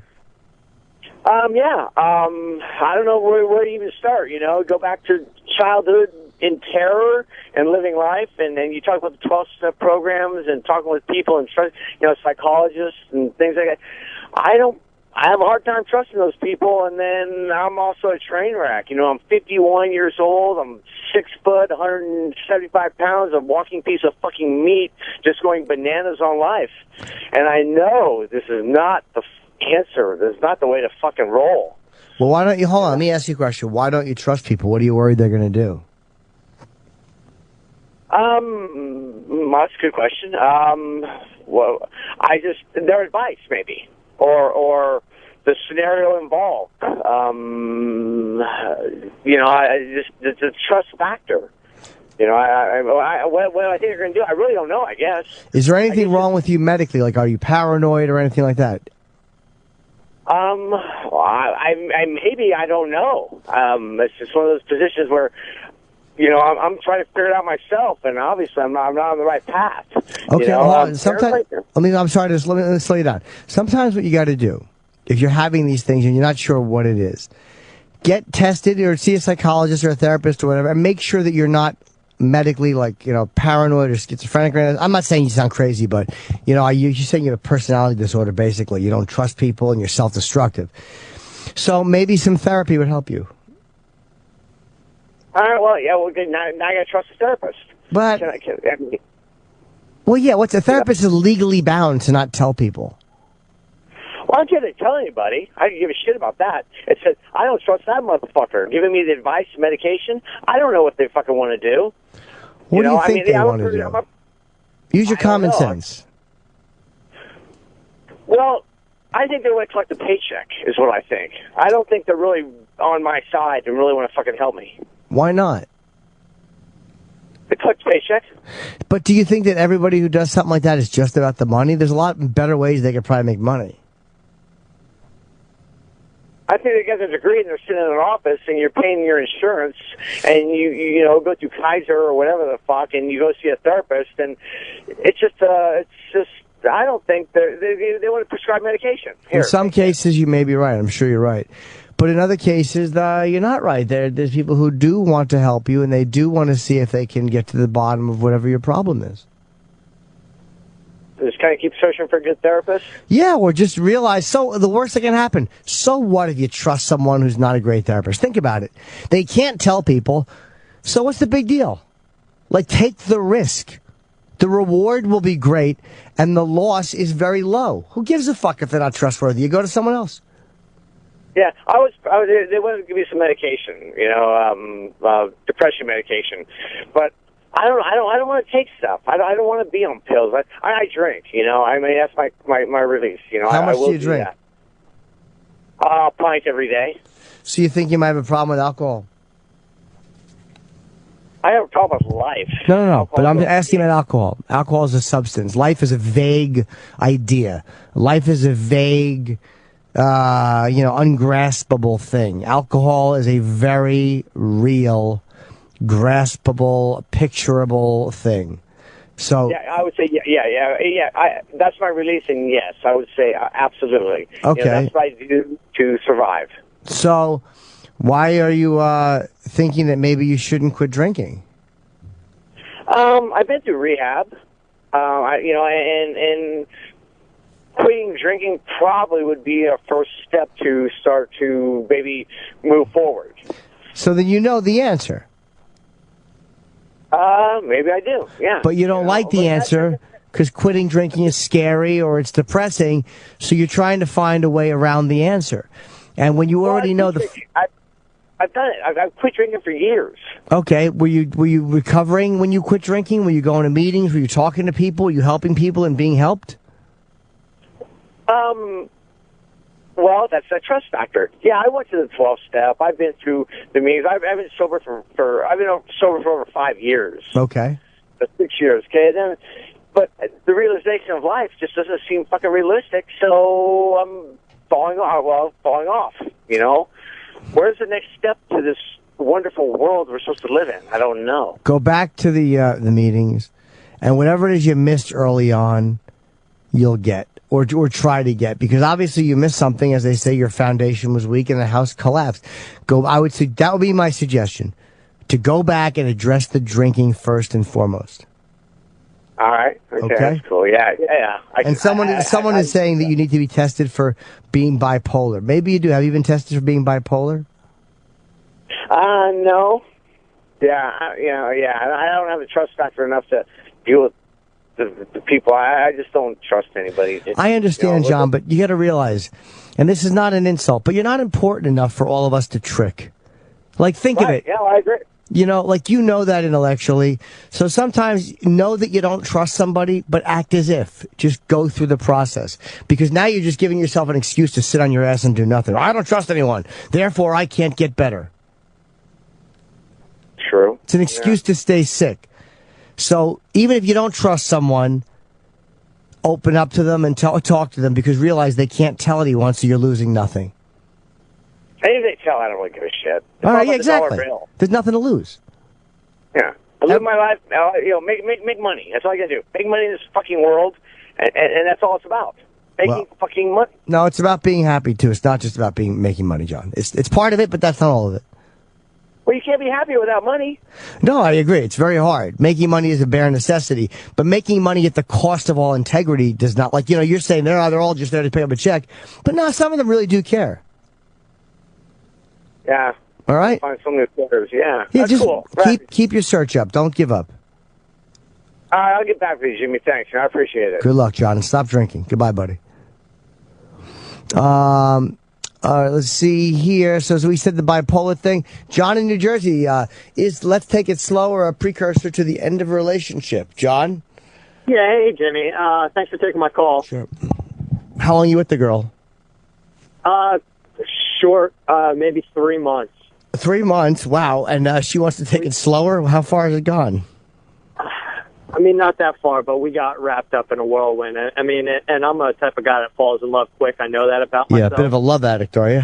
Hey, But, she hit me with this, let's take things slower, and I just don't, to me, that sounds like, it's over, fuck you.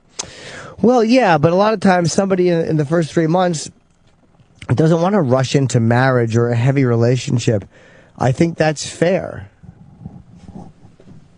All right. So why don't you just see where it goes? It's hard to say after 3 months. It's really hard to say. No, and I get that. I'm not saying, let's, move in tomorrow and get married, on Friday or anything like that.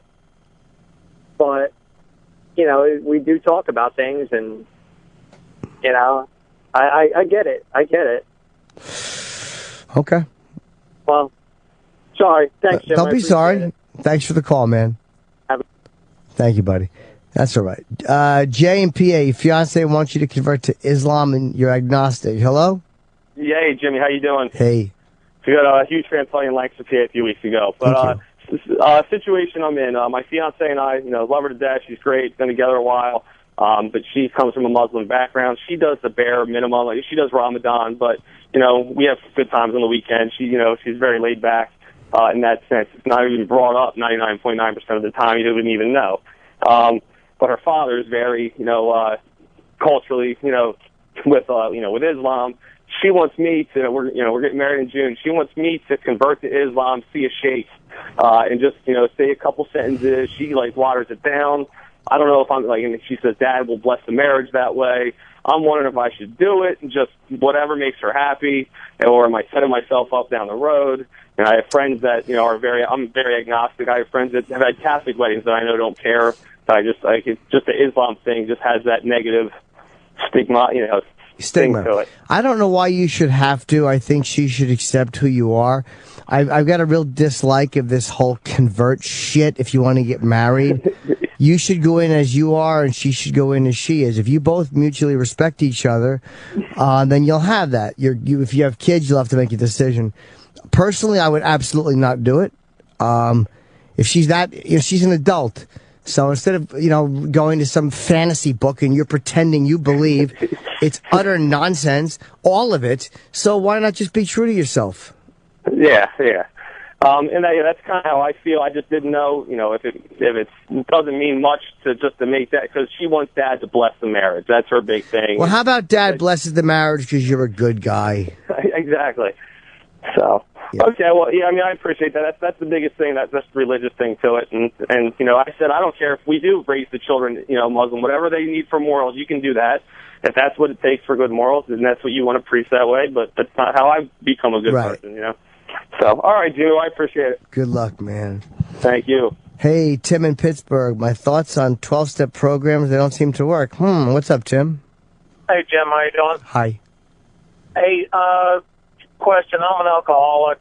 I come from a medical background, and my wife is a current physician.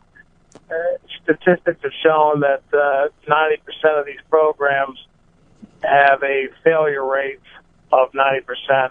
Probably. Five of those percent that go back succeed. The other 5 fail. So I've been to some programs, and it's obviously not working for me. Just curious how you got onto your road to sobriety. Well, might want to rephrase, they're not working for you. Because what happens is when you see them working for so many people, you realize that the formula does work. Whatever effort you didn't put into it, maybe you need to put into it. Maybe you didn't want to be sober more than you wanted to drink. You have to want it. You understand? Like, if you don't want it, if you want to drink 51% and you want to be sober 49%, you're going to drink. Okay? It's a program of desire and of want. You have to want to be sober. If it was for people who needed it instead of people who wanted it, as they said, the meetings would be held in Yankee Stadium. There's a lot of drunks. Most of us do not recover. Most of us die in that state where we wind up in jail or institution. It's an ugly, ugly long road. So I would suggest that you have to surrender. And if you're not going to surrender, I don't think you have much of a chance of it. And, you know. But don't you agree, Jim, that 90% failure rate is a looming statistic? I don't. To be very honest, I don't know what's that? I'm sorry. There's 90% is a looming statistic that there is something flawed with the treatment program, and I'm not knocking sobriety. I'll tell you, you're right. I want to become, sober like tomorrow. I've got health issues that, I need to deal with and get taken care of. But when you look at it from a statistical standpoint, 90% failure rate is, that's not a handsome bushel of roses there. Well, I mean, because that's what it is. That's what alcoholism is. Okay? Because, again, anybody who wants to be sober and is willing to work a program, again, unless you're constitutionally incapable of being honest with yourself, but if you're not, and if you're willing to be honest, you can get sober. So most drug addicts and alcoholics, I guess, are not willing. It is, I don't know what the success rate is. You may be correct. But I know a lot of people who have developed long-term sobriety by doing what is suggested of them. So if you know you have health issues and you want to get sober, obviously you didn't have the willingness before to do what was necessary. Stop trying to do it your way. Realize that your way got you where you are, and be willing to do it the way other people suggest, and you'll probably see better results. Well, you are absolutely correct in your statement in that, willpower and lack thereof on my part, and being stubborn and bullheaded, and I'm trying to find a way out of it. But when I look at this, the statistics and the data that say 90% failure rates, then I go, well, why bother? Well, because there's a 10% success rate. If that's the accurate, and I'm one of the 10% as of right now. So I'm telling you, it's worth it. All right, Jim. Well, I appreciate your time. And everything I have is because I'm sober. Everything I have. I was 18. I was a high school dropout, and I never would have gone anywhere. I would have probably killed myself before I was 25. I know, man. I've listened to you for years and saw your show down in Pittsburgh. You were phenomenal. Thank you. I would suggest you do the same for yourself. I'm not special, dude. I am just a fucking babbling, melodramatic, drunken asshole. I really am. I'm not a powerful, amazing guy. I'm a drunken sap. and I got really, really lucky. And the only thing I did was I had a willingness to do what they suggested. And I wanted to be sober more than I wanted to drink. And I stuck around like-minded people. So that's what I would suggest for you. You can do it, okay? All right. Appreciate your time, Jeff. All right, buddy. Good luck. Let's see here. Someone is saying the stats on the 12-step program is bullshit. Maybe it is, maybe it's not. I don't know or care. And Skippy and Mass, what do I think of smoking pot and not drinking? Hang on. What, Iraq? Here we go. Hi, Skippy. What, the phone's crashed again? Yeah, hang on. Well, I can answer Skippy's question. Here we go. Skip or Skipper, do you prefer? Skip? Yeah, Skip's fine. Hi, Skipper. How are you? Good, Skippykins. Now, what do you mean about smoking pot? What are you saying? Well, you know, I like to smoke. It relaxes me, and since I'm not drinking anymore, you know, it's been kind of, you know, the thing that I enjoy doing to relax, you know. But Okay. I've heard from meetings and other guys that have more experience than I do that it's just setting myself up for failure in the long run. Think of it this way. And again, I find it's all the same. For me, alcohol, drugs, all the same. People go, what about caffeine? Like, people just want to jump in and play a semantics game. Okay, I'm still drinking because I like coffee. I guess that's what you hear about, right? I guess there's coffee deaths all the time. I guess people drink coffee and drive into walls. Or I guess they steal from their fucking parents and their loved ones to get coffee. You know, people just play these bullshit games. The reality is, if you're still actively doing drugs, smoking pot, again, I'm not going to morally judge you, but I don't think you can consider yourself sober. So if that's working... No, and I don't. Okay. And that's the concern, is that, you know, I mean, it's important for me to stay on the right track. But again, you know, it's like I gave up a lot already. And, you know, hey, that's my one guilty pleasure, you know? Okay, well, I would say suggest see how it works for you. And if it goes okay, then do it. But if not, keep in mind that there's a better way. That's what I suggest. If it's working for you now, keep doing it until it doesn't work. But once it doesn't work, and I predict that it will stop working and you will go back to drinking. And I'm not trying to jinx you. I'm just going by my experience. If you need to have that proven to you by picking up a drink again, realize that right now may be the only shot you get at getting sober.